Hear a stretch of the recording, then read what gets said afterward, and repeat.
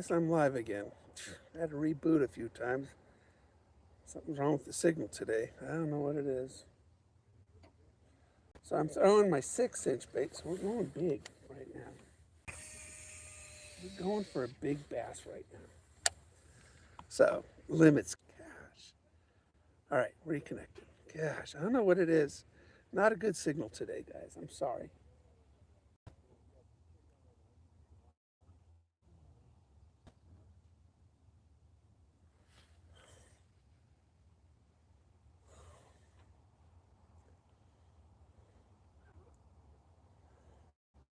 I could put a big square bill on it. I do have some gorgeous square bills I painted.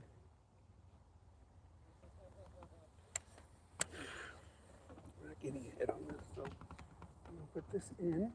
I'm gonna put one of those big square bills on. I got a 4-inch square bill. It's the biggest square bill I've been able to find. Oh.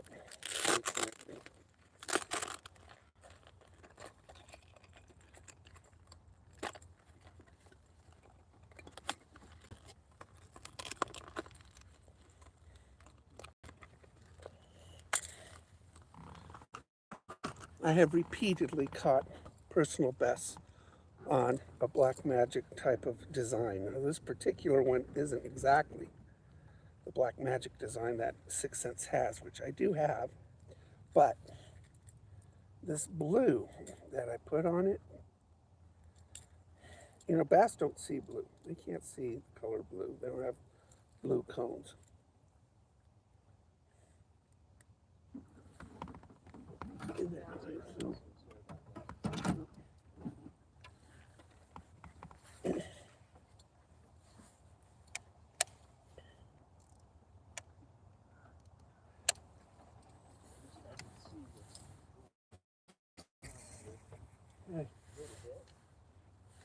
This is a big bait for a square big bait. 4 inches is big. Usually they're 2, 3, 2.5. It was a big 4-inch square bill. And one I painted.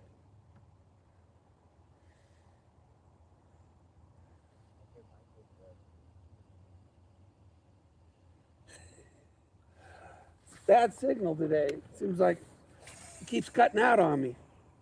What's that? My YouTube, my live keeps cutting out on me. Oh, I was just telling Chris, I go, I hear Mike over there. I wonder if he's working on his YouTube. Yeah.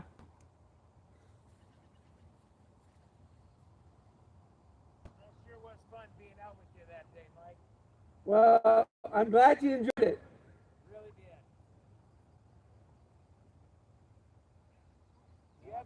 You haven't killed yourself and tried to kill yourself again, have you? My wife thinks I keep doing it, but How's your health? How's your health doing, Mike? it's pretty bad. But so Who cares, right? Man, oh man. I took my boat. you didn't even shut. You didn't even close it up tonight.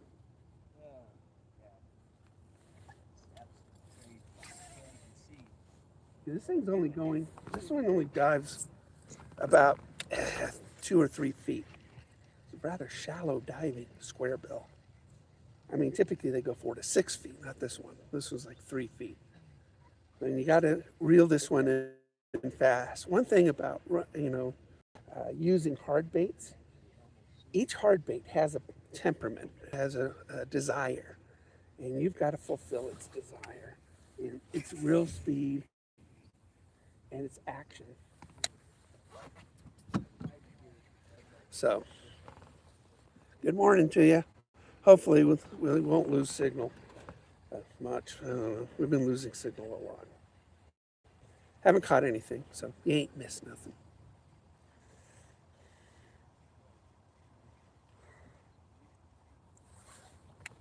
Come on. There's a bass in here. There's a bass over there. This one likes to be, you can pretty much troll with this particular bait. Some baits want to be reeled in, retrieve really fast. This one, you kind of burn it. And that's one thing about fishing hard baits or any lure.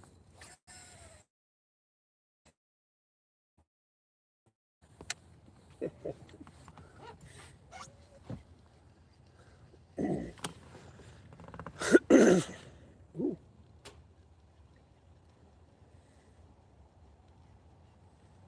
I don't know if that was me or a fish. I put really sharp hooks on. These are Gamakatsu hooks. And I found out, I've learned that Gamakatsu is probably the best fishing hook for sharpness and stickiness. So I use Gamakatsus. And they're very expensive. People have no idea. You could buy a beautiful bait, but if it doesn't have a good hook, what good is the bait?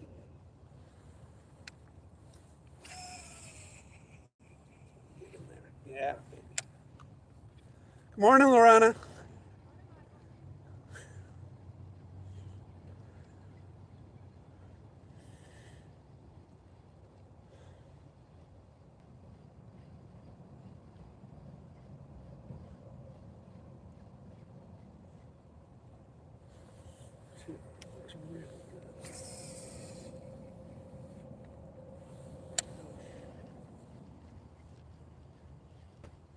We could probably troll this. Pull up anchor and we'll troll it. I think this would be a really good trolling bait. Oh, dang. Oh, good. We're back live. This bait will do well if.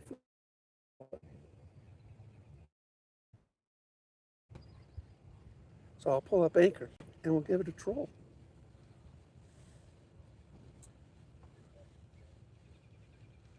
There's a spot on the other side of the lake. I like to fish for big ones. All right. Really is a beautiful bait. Really. So we're going to pull up anchor. We're going to troll this.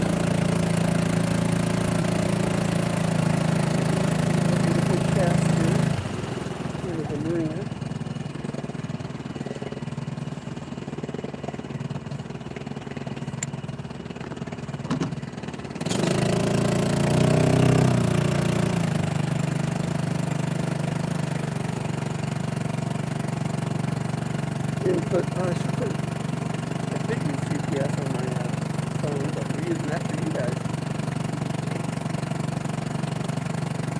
I mean, not my fish finder on the boat today. I know this lake pretty well. 8-volt 900 amp hour battery, all for keeping this stuff charged.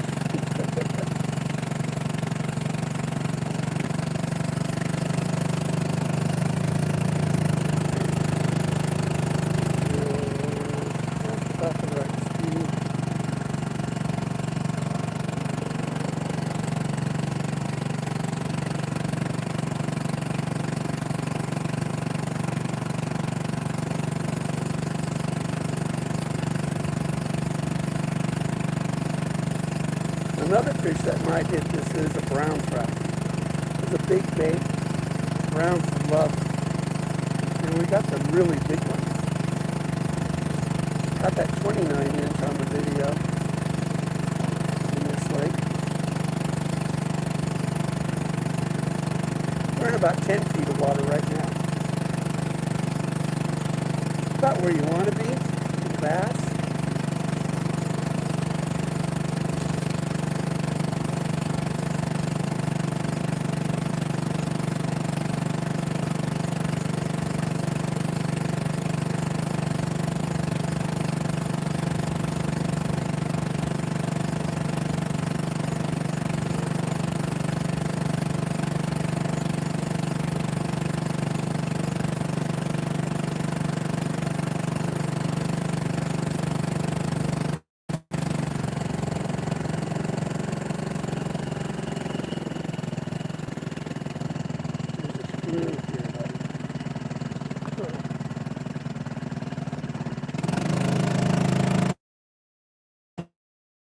The whole speed.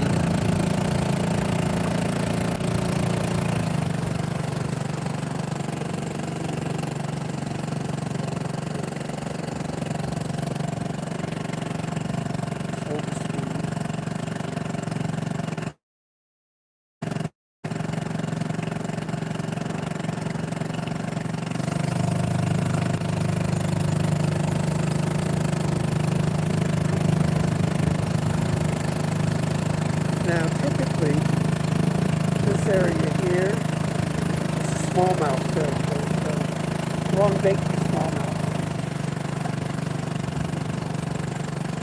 But you never know.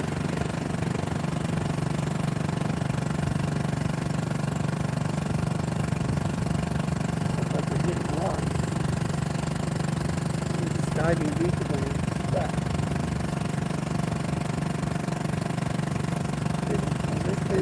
Didn't look like. It must be the speed. The faster we go, the deeper it dives.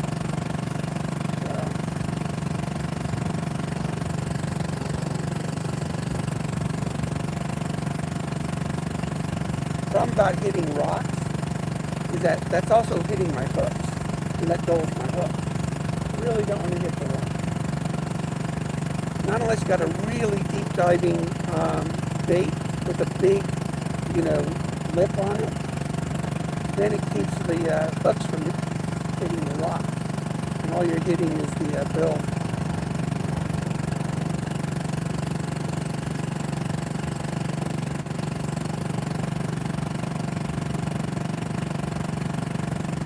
All right, so right over here,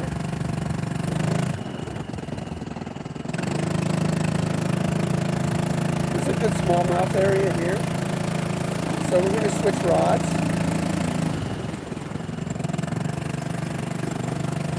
I'm going to go with my BFS.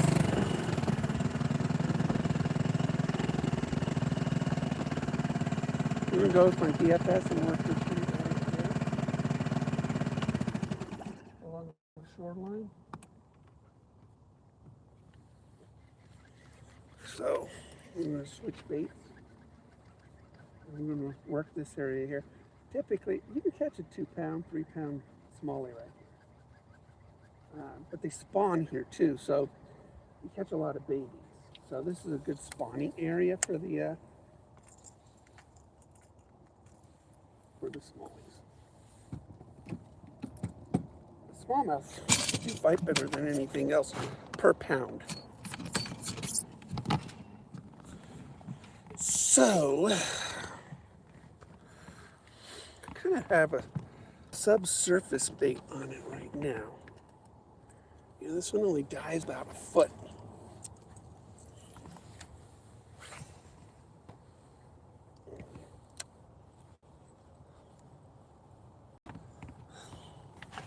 This water at the moment, my guess is 57 degrees. Day before yesterday, it went up to 59 in the afternoon, so it might hit 60 because it's supposed to get like 80 degrees today. And that starts to work that top water, the upper water column, when the water starts to warm up 60 plus.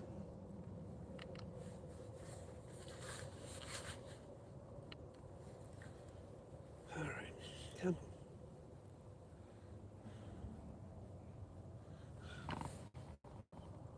on. How are you guys doing today? Reeled it in. I was looking at the phone. Reeled it all in.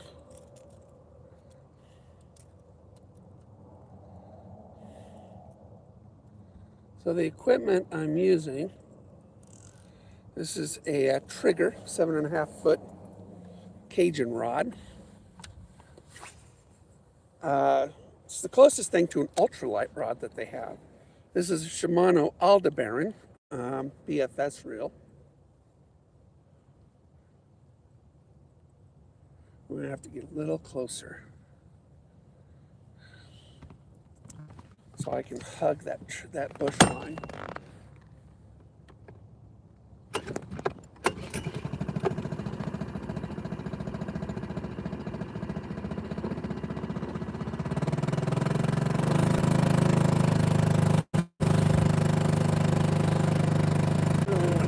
Get that thing almost to touch the bush.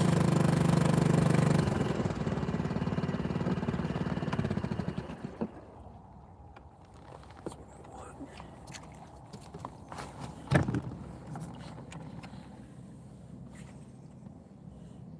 There we go. Right under that bush. There's an overhang of brush here. I'm sorry you guys don't have a good angle on it. That's why I got this camera, but kind of fishing in my buddy's seat today. And I can't really turn this because the battery's there.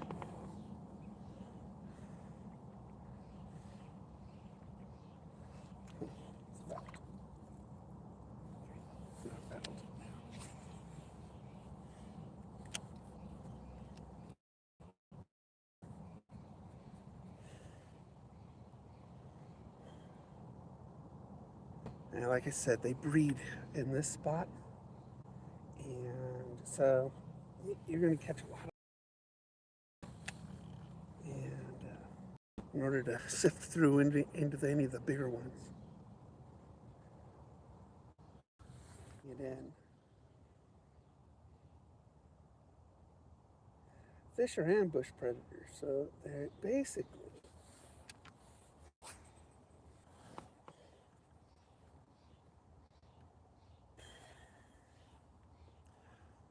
as I was saying, anyway, you're pulling it over the deeper end where the fish are in waiting.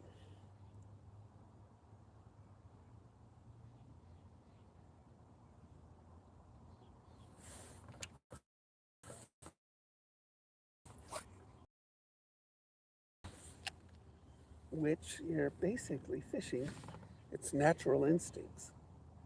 And when you're on the shore, you're fishing over them into the deeper area and pulling it to the shallower. Well, fish do not usually ambush that way. Typically, lures do not work very well when you're bank fishing, but they do work really well when you're boat fishing. This is the way you're pulling them into deeper. Typically with bank fishing, you're going to use baits, drop shots, stuff like that. Soft plastics.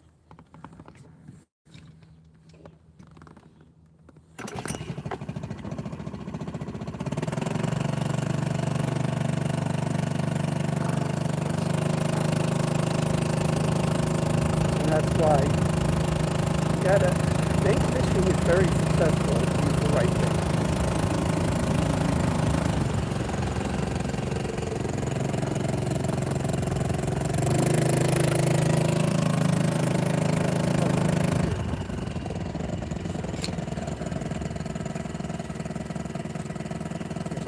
Log. What we call cover.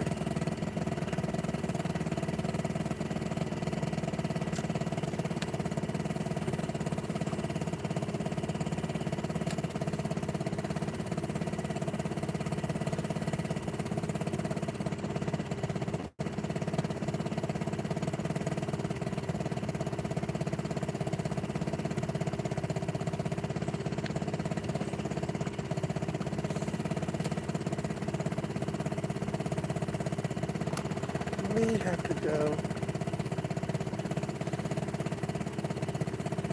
something different.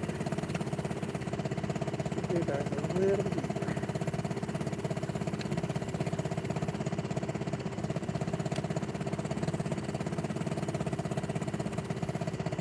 Morning.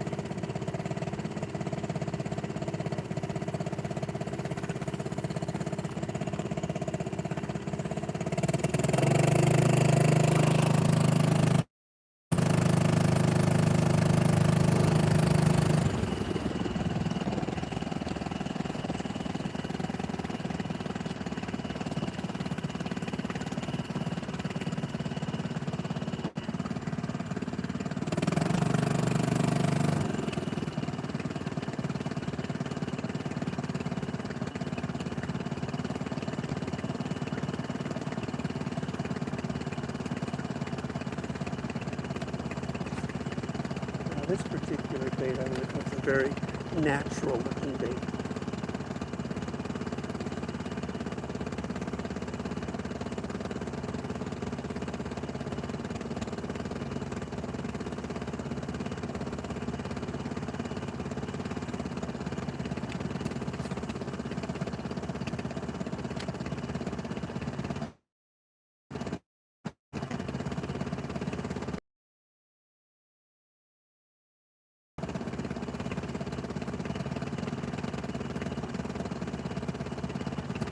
I'm going to switch this bait up.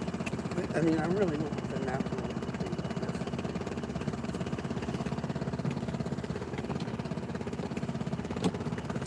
You can see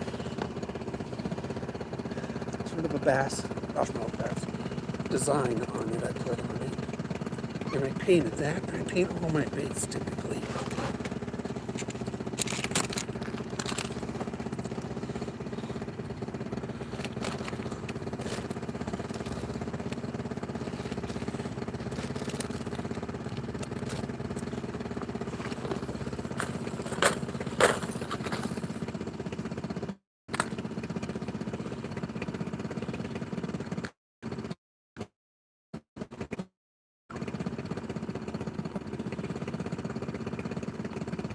Too heavy for this for a BFS.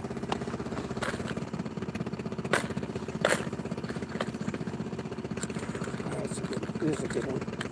There's a pumpkin seed design. Pretty bright. It's a pumpkin seed. Sunfish design.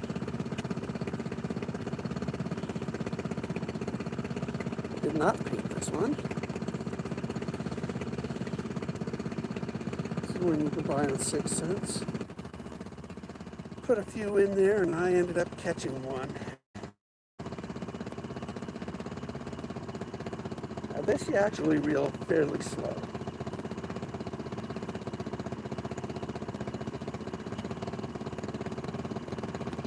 Just let the bait do the work. Little slower.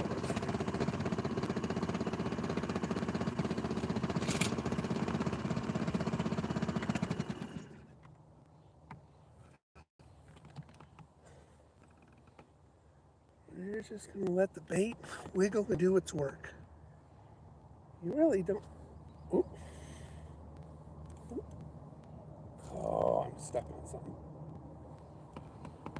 4-pound test, you really don't want to get stuck on anything. Oh, oh, we got it. We're using 4-pound test.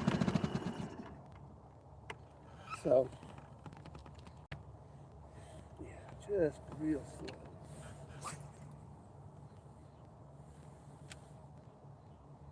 Real slow. Let it do its job.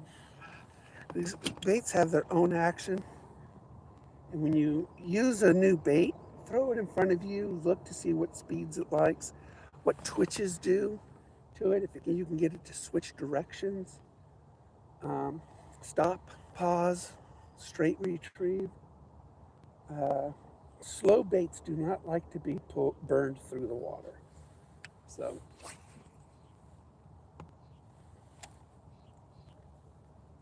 again, this is a 8-to-1 reel. So this reel actually, you go really slow, you're still going fast.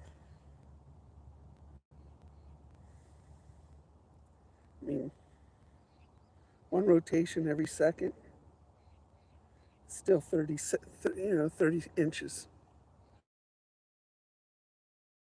So still running that bait pretty nicely through the water. And you can feel the bait wiggle.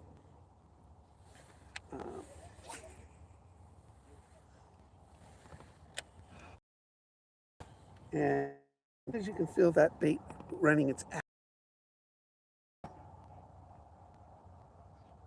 But just really, one rotation a second. This reel does 30 inches per rotation. Its speed is 29, but close enough. This is not a trolling bait. I don't think this motor controlled this slow. 30 inches a second. There's another spot right over here. There's a lot of dead wood in the water. But smallmouths like rocky bottom. They don't like the vegetation as much as largemouth bass. So largemouth bass, they like to hit the vegetation right there.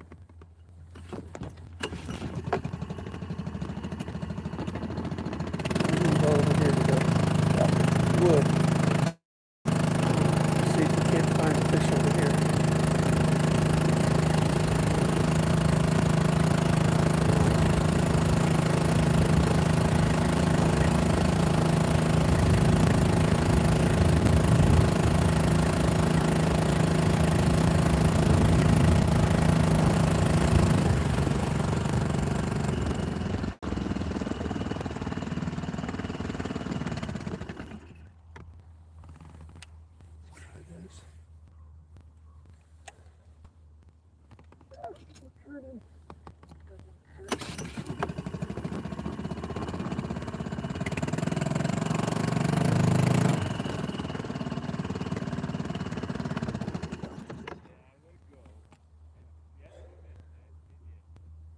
Remember, you gotta always remind yourself what you got at the end of your line too.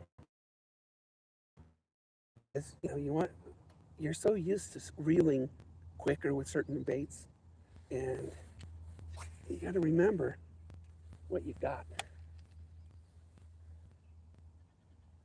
so you don't overwork a bait or underwork it. I did a jig the other day in a video.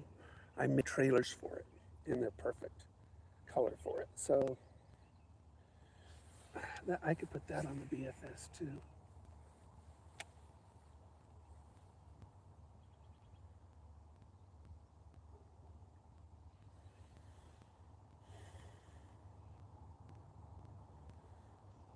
I always laugh when it says weedless.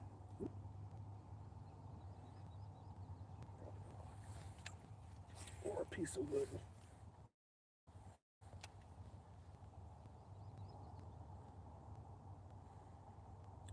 I mean, your hand wants to reel faster.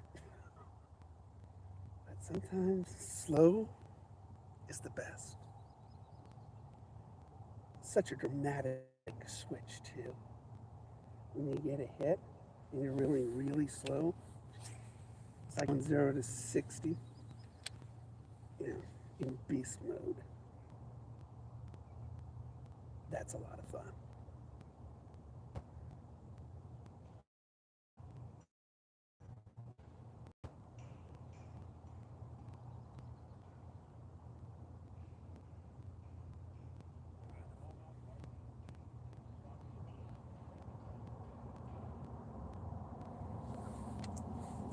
So again, this is sort of smallmouth area. But because we have new fallen timber here, wouldn't surprise me if a largemouth hits us or not. because they just cut down some trees here and fell them into the lake.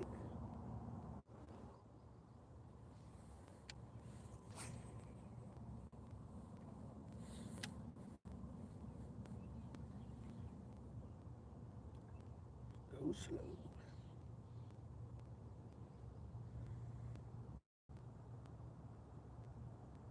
1 second per turn. Seems to be what this bait likes. I can't read it. You're on the phone. Thank you, buddy. I see you. Good luck, I think. I can't read who it is, though. You're on my phone. We'll catch stuff. We'll catch stuff. I always catch stuff.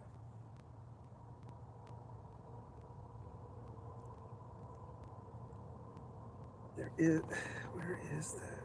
Oh, it's right here. Yeah, these are them. I made those trailers in a video. They turned out really good for that jig. Matched it just really well.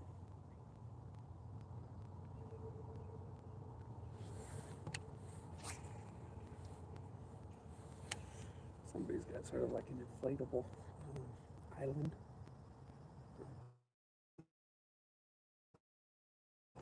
Underneath there.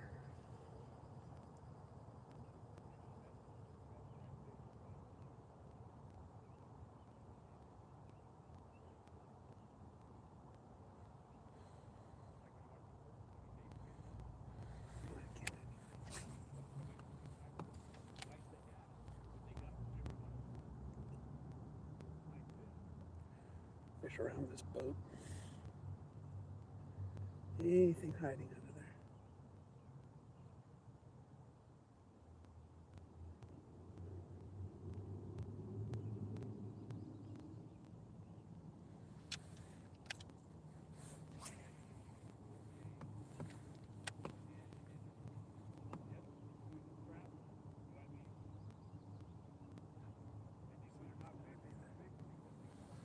We're going to go across the lake. In the meantime, we'll troll.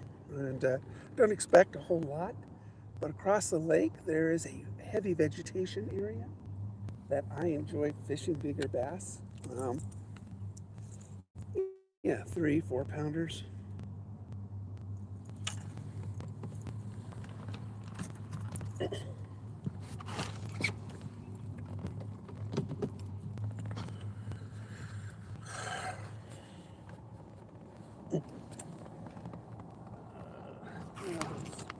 Let's just zip them off.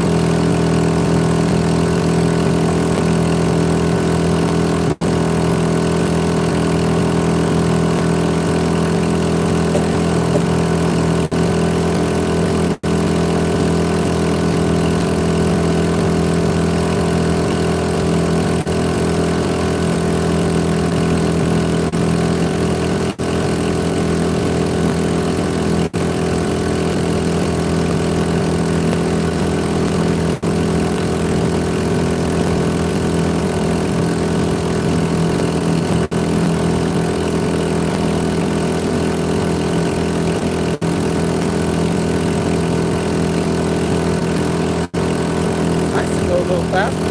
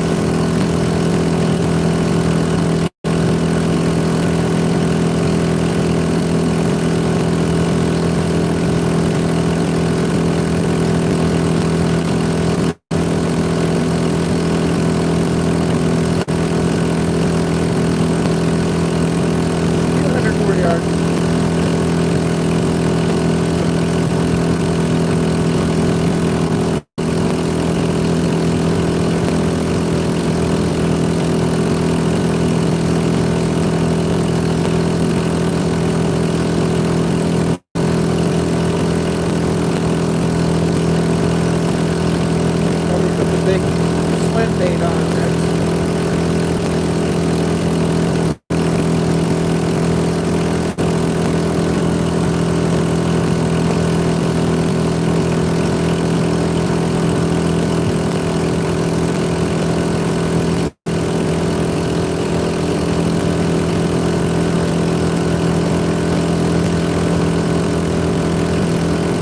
First time I opened it up, see how fast it goes. I don't have a GPS.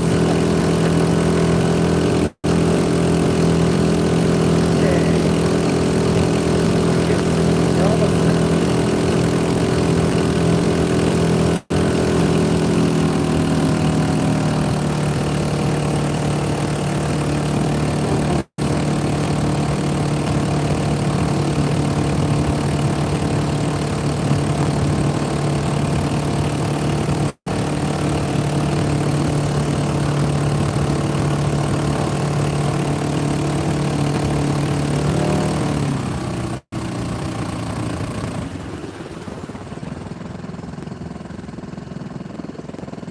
All right.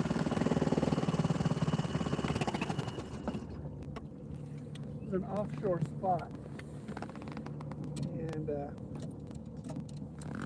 usually does pretty good.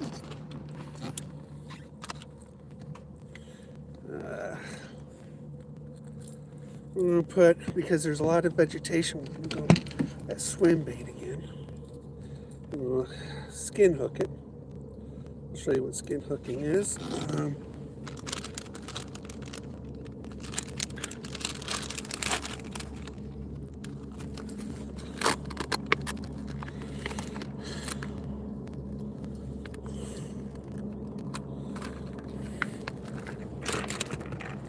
Okay.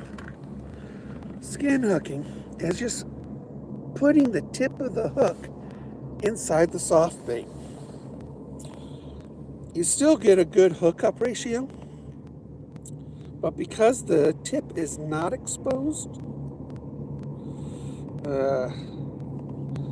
it swims through everything, bounces off everything, and you don't have to worry. It's completely weedless. I mean, I can run this baby right through anything I want, including lumber, whatever. So, let's see what we got. Pull you guys closer here. Let's see. I've never caught a trout there, only bass and perch. Oh, well, there's lots of bass and perch, but there's plenty of trout. It's all farm trout, though. Thank you. Hitting the like. We can stay to watch. Okay, well, thanks for hitting the like, everybody. Everyone cheers. Okay. Yeah. Lucy, hey. Okay, let's put you guys down so I can get to casting again.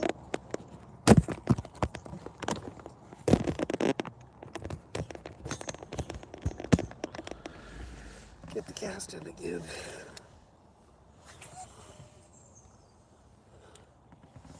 So this is, although I don't have my fish finder, I didn't put it on. It's in my truck. This is another very slow retrieve, um, very purposeful retrieve.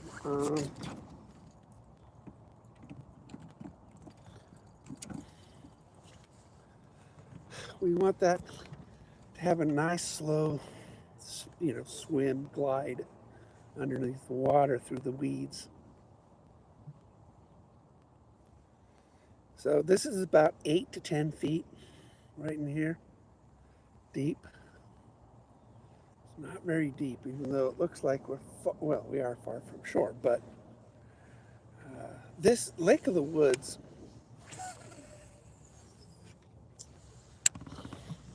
it's 3 miles long, 1 mile wide at its widest point.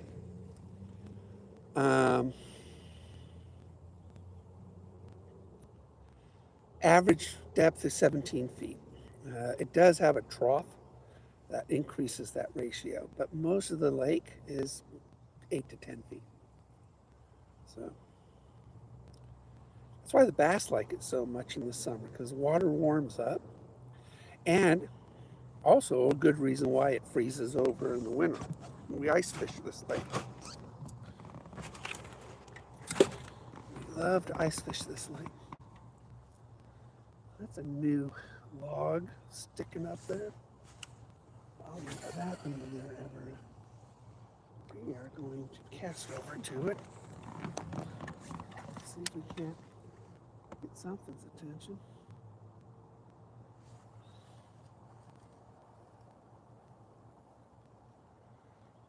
See.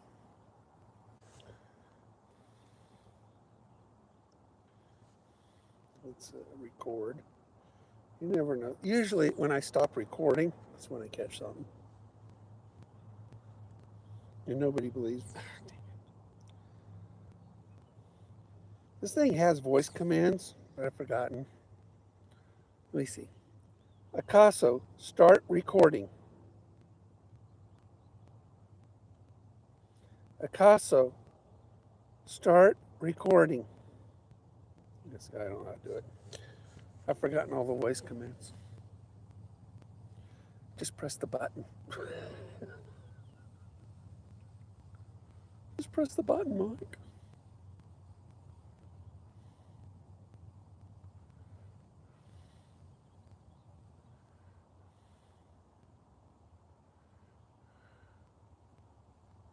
Man, this bait looks really good in the water.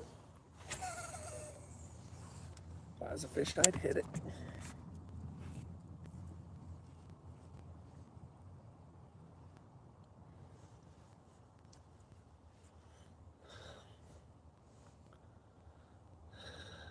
We got 2 people on, 7 thumbs up. Thank you very much for the likes. Hype it.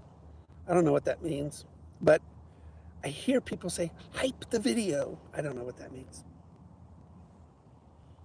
But if you see a hype button, hit it. Evidently, it does something really good to the video. I don't know what. You can only do it on like phones or something like that. If you're on a computer, then I guess you don't have a hype button. I'm gonna let this sink down into let it just sink. Pull it through the vegetation, see if we can't get a fish's attention.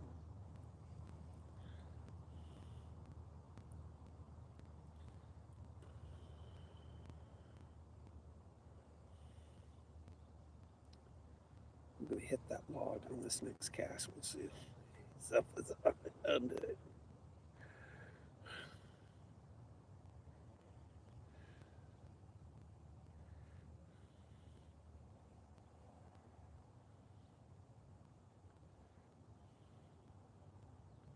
Man, it looks really good in the water. This thing swims.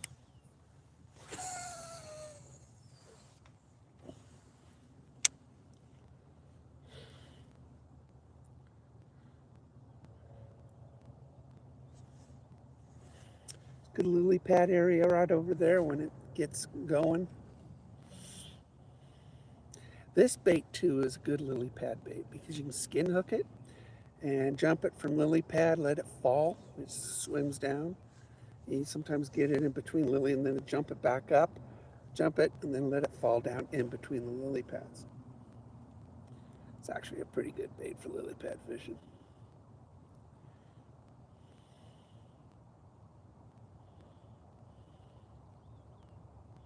When you use frogs, probably the hardest lure to use for bass fishing is a frog, because you have to wait like 1.5 seconds to set the hook. So as soon as that blow up happens, I mean, your instinct is to pull hard, but you have to hold yourself back.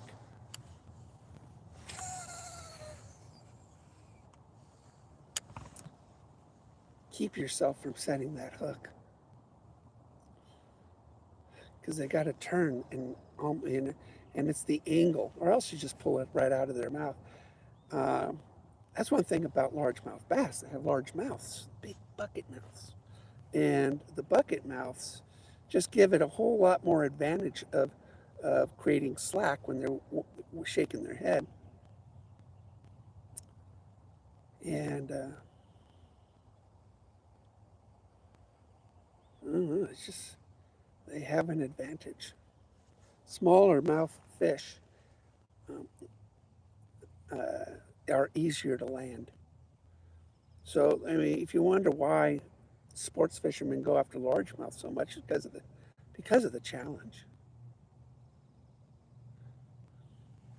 It really is because of the challenge.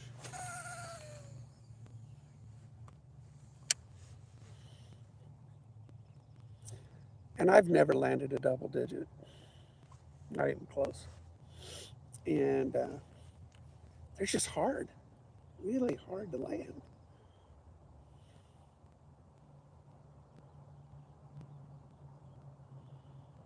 I did not bring a scale, so if I catch a big one, we gonna guess.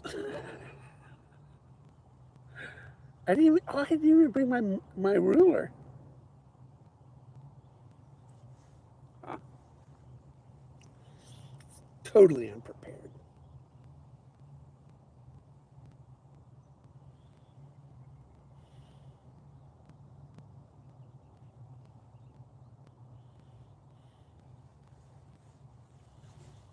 Totally unprepared. Come on, there's got to be a bass under that big old log.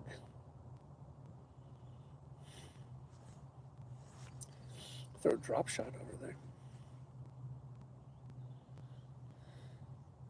That's my light tackle, ultra light tackle.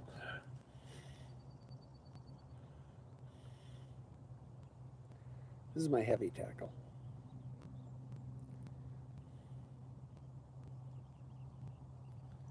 This is a Cajun Atlid rod and an Abu Garcia Max Pro reel.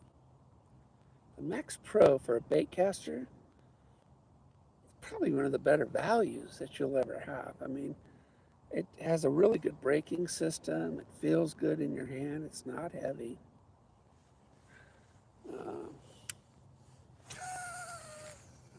Right on that. Oh, yeah. Just on the other side of that. Come on.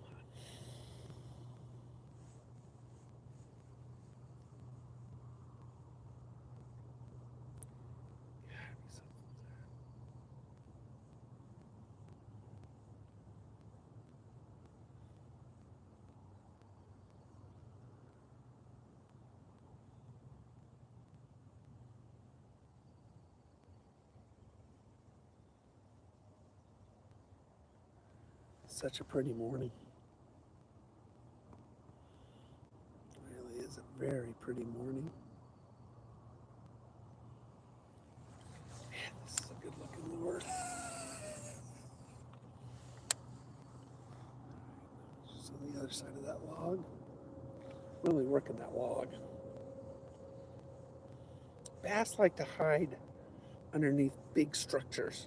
And so when you see a big structure, and you want to throw something that's weedless, something that won't catch on it, bounce it off of it or something. But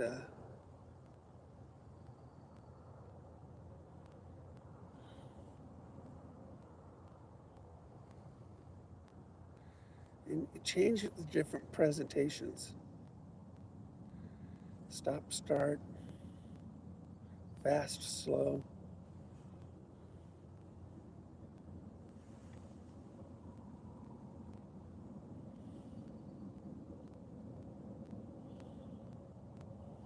Yes, nothing's under that. Not that he's interested in this beautiful bait that I made. Look at this bait. I mean, that is a gorgeous bait. That's a gorgeous bait. Isn't that a gorgeous bait? I mean, I did this like color shifting, plum on its back, and then a color shifting, pearl on its belly. I mean, that's a good looking bait. Great coloring, if I do say so myself.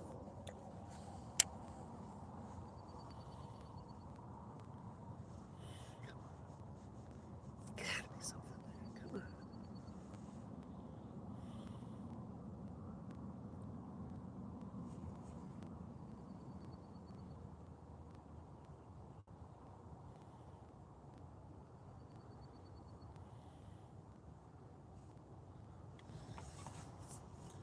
A lot of vegetation on this side, so we're going to cast on the starboard side. And we're going to work this bait right through the vegetation. That's why I come over to this spot. It's all this growth.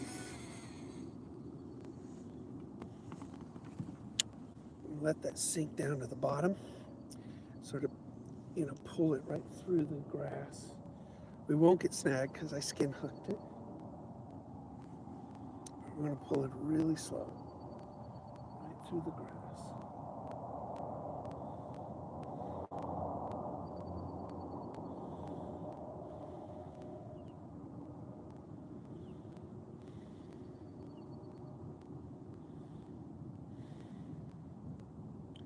Now it's a lot of talk, talk, talk. And no catch, catch, catch. And I got nobody online right now.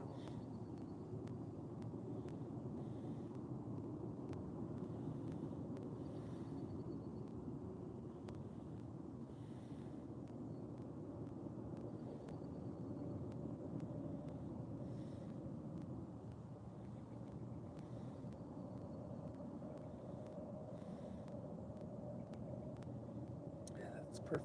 It really is. It's a great retrieve speed. Not get as far as I wanted.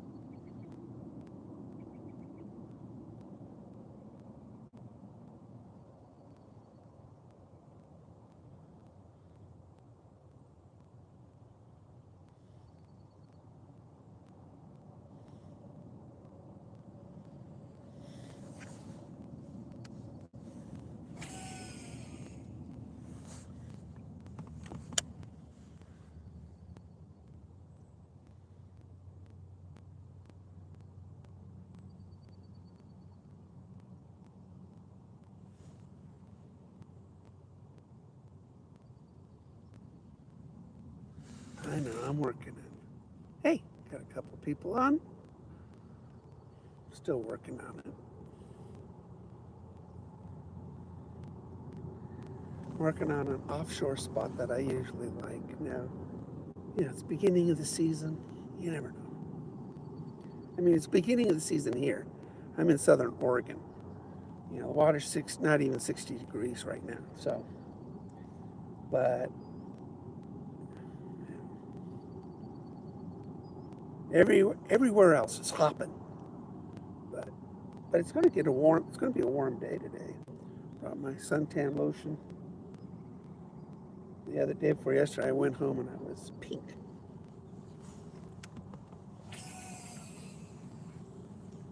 Guess I got sunburned a bit. My sunburns turn into tan, so something about being Italian. At the end of the summer, I look black. That's my Sicilian side. Sicily used to be part of Africa.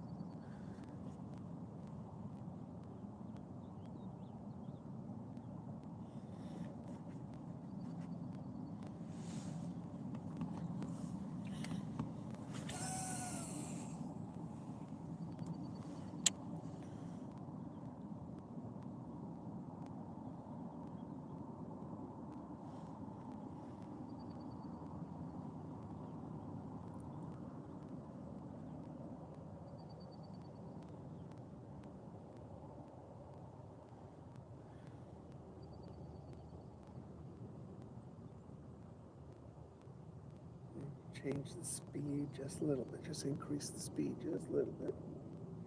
Instead of going down to the weed line, I'm sort of in the middle of the water column. See if we can't get some attention that way.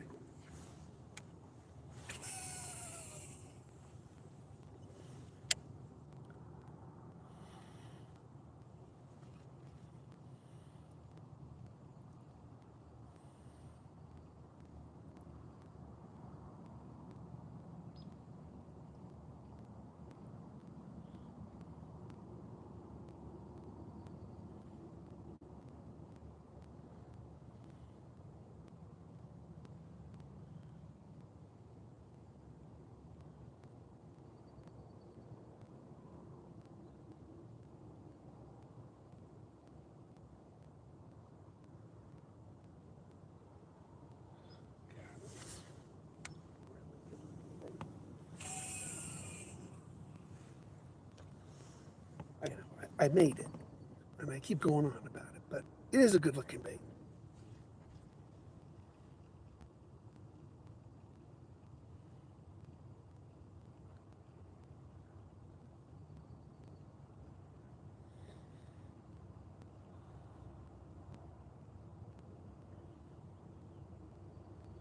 Try jerk bait. We could put a jerk bait on. Jerk baits, they work pretty good. Got a smaller jerk bait. Let's try it. Let's try a jerk bait.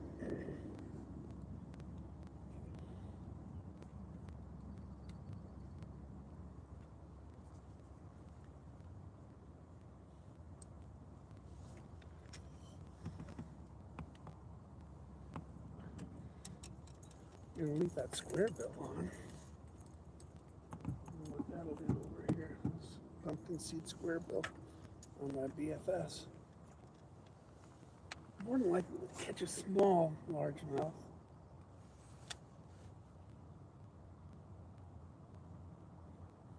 Maybe a trout. Farm trout are stupid.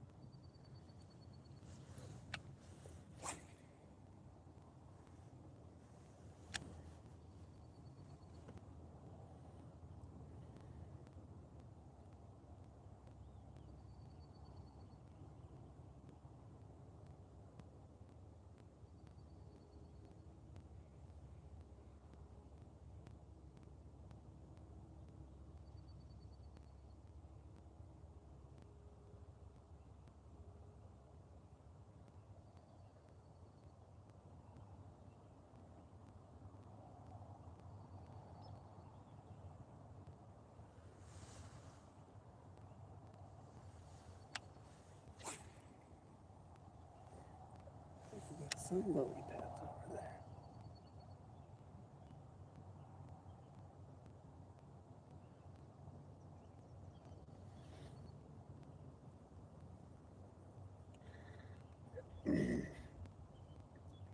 Starting to grow a bit.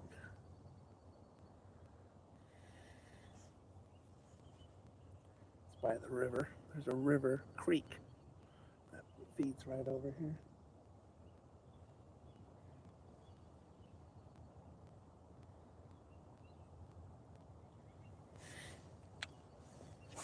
It dries up.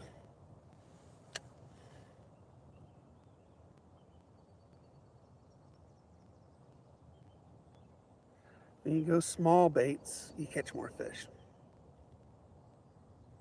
There's just not big fish. But we need to get something on camera, right?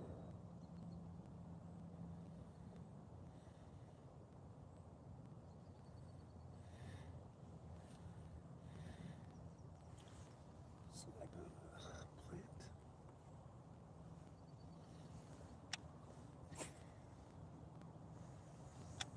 Good vegetation. I'm going to reel this in super slow.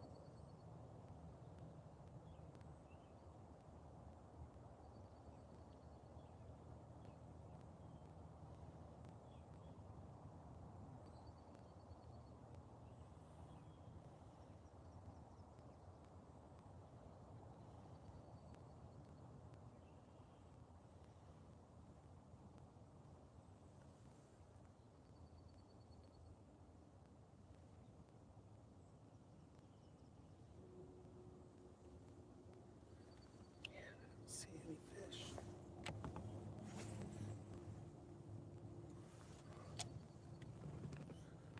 The lily pads right along the side of them, they're just starting to break surface.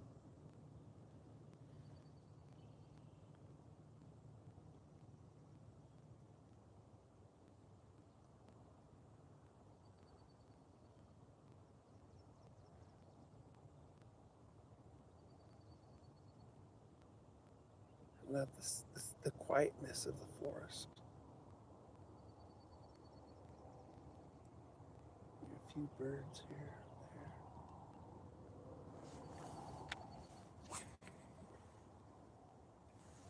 It's the sereneness of fishing. It's very serene.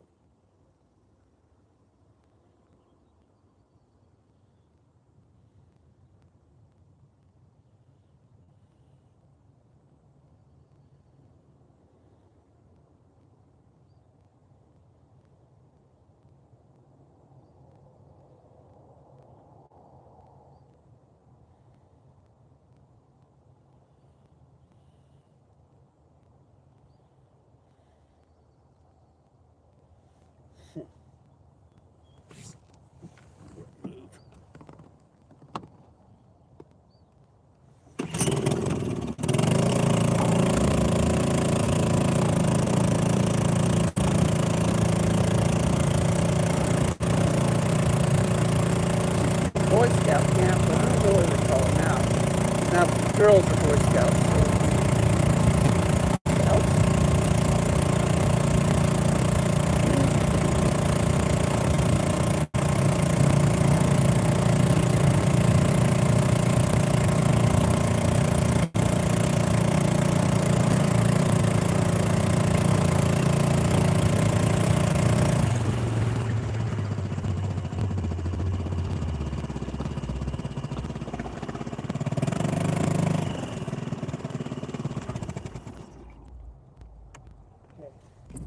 I'm gonna put that jig on. The one I made the perfect trailers for.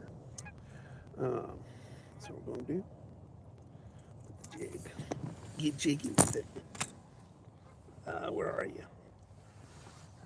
I had it.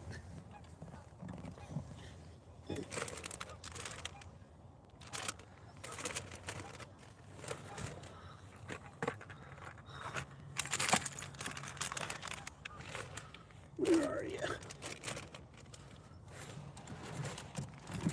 Some things.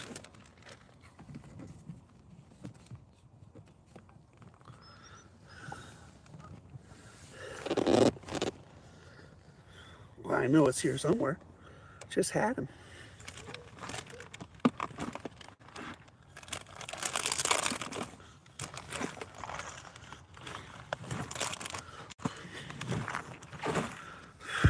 Oh, they're there. All right, I already set one up with a swim bait on it. So, a little point about these: when you match a trailer, you got to match a trailer to the colors of the swim bait, to the jig, so it maintains the illusion of reflective qualities of scales and stuff like that. So when I colored this bait, you did a pretty darn good job. That's what I think. I did a real good job. All right, let's get it by the dock.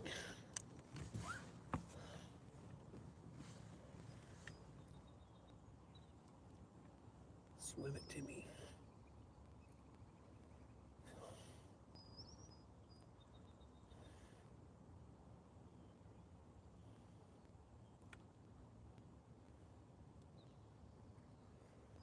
Supposed to be a weedless, yeah, but I really don't believe there is such a thing unless you skin hook a soft bait. That's weedless. Somebody's coming over.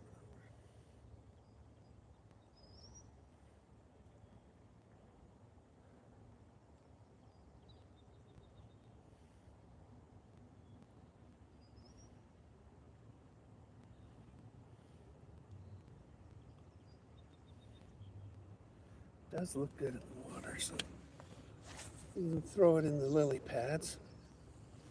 We're really going to test the weedlessness of this jig.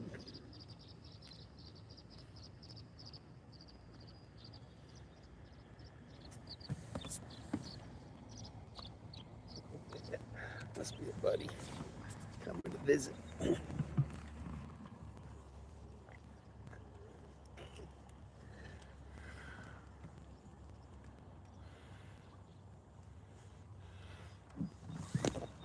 Morning. Morning. Look, I got a real motor. That's why we didn't think it was you, because you were going across the lake too fast. I know. It was like going 6 miles an hour. I sold my electric bike. I bought that thing. So, yeah, I'm so frustrated with trolling motors.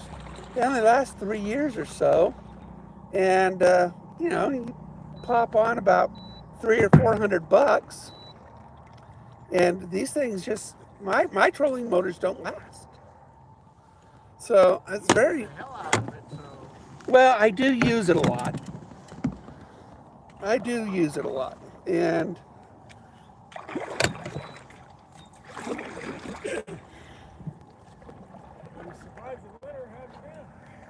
yeah, I had a really bad time. One of my medications got real expensive on me, and it really helps me breathe, that medication. You And gotta be able to breathe. well, I know, but this stuff is $1,000 deductible, and I can't afford that. So my doctor recently gave me 2 months worth as his samples, and so I can breathe again. I've got my oxygen, but next week I have a conference call with the pharmaceutical company and the insurance, and hopefully we can work out an arrangement or something, because last 2 years I didn't have to pay a deductible for it, and this year it's $1,000. Ouch. That's a month, so it's like it's I mean, just to breathe, it's kind of a basic necessity of life. Yeah, kind of. I'm an asthmatic myself. Yeah. Apparently, Trump wrote a letter to 3 of the hospitals in Oregon, and Sky Lakes was one of them, Really? telling them to quit gouging their customers. Well, he started that trumpmed.org or something like that. Yep. And unfortunately, my medicine's not on it yet. But I'm hoping he will put my medicine on it, and I can go ahead and breathe again, But so we'll see what happens next week on the conference call. They stood me up on one conference call, so I don't know. They're good at that kind of crap. It's all pharmaceutical. GlaxoSmithKline, they're the ones that make this particular shot. Did you hear about the fire yesterday? Huh? Did you hear about the fire yesterday? What fire? One of the premium suppliers of medications in the western United States down in California burned to the fucking ground yesterday. Wow. Oh, that's the one in Tracy. My I wife- saw the fire in Tracy. I didn't know what it was. Yeah, my wife is a buyer for the hospital. She says we buy massive amounts of stuff through them. Well, Tracy's sort of a hub town, I mean, 'cause it's right on the 580 there. And so, The hospital has got packages. yeah. They said, we use this stuff all the time, so just send us a package every 2 months. And they reserve a year's worth. All burned up. Wow. So what they're going to do is they're going to have to cancel all kinds of surgeries because they don't have the meds to do it with. I'm getting, this year's been very frustrating. I mean, before my doctor gave me those samples, I was on this thing 24/7, and I couldn't breathe. I mean, if I'm off of that, my O2 sets go to the 70s, and then I get dizzy and I gotta keep breathing through that thing. So I'm just tired of being Well, at least you're out here now. Yeah, well, Is it any those harder? samples help. I took the last one yesterday, so it's good for 30 days, so I'm good till July. Hopefully we can come up with some kind of solution so I can at least be able to afford the deductible. Yeah.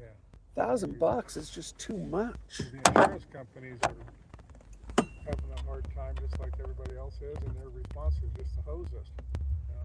Just gouge everybody. Well, I at least Trump's trying. At least he's trying. At least he's getting, medications reduced. So I don't care about GLP-1. I can't take that. I tried it, I have a pancreatic disease, so it hurt. I was in total pain. My pancreas can't handle that medicine, so I got all sorts of diseases in me. My son's fighting insurance companies right now. Huh? I mean, he's wearing a vest, Right? and they got 2 wires going into his heart, Yeah. and he's got to wear that vest, and it'll thump him when he. Oh, it's a defib. Yeah, it's a defib, Ah, and auto defibs. the surgery is well over $100,000, and his portion of it is going to be around $20,000 Wow. for the surgery. But if he waits until the end of August, the insurance company switches to another one, and then he won't have to pay anything. So he's down in Mexico now fishing, and that sucker sets off a warning, and he's got 30 seconds, and only he can push the 2 buttons to stop it, Oh, really? or he's going to get thumped. So he's got a guy with him right now. All he does is stand next to him when he's fishing. I mean, he's catching yellowtail. Well, at least he's catching some nice stuff. Oh, yeah. I haven't caught anything today. He's done good. He got a big trout and a nice bass. One of the guys, they bought one of my larger, hand painted lures in the marina this week. He said, first cast out, got a 6-pound plus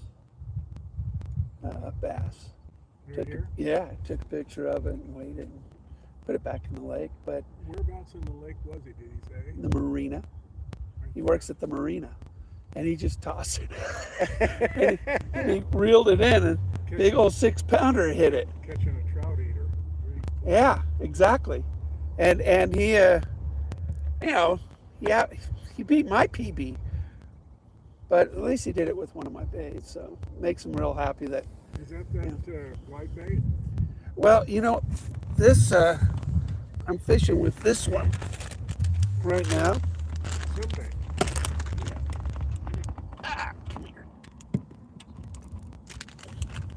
Look at this. I'm real proud of this one. That's a good looking bait, isn't it? Tactical Bassin would admire the hell out of that. Yeah, it's a good laminate. I got it to laminate really well. Is that the green spots in there? Yeah.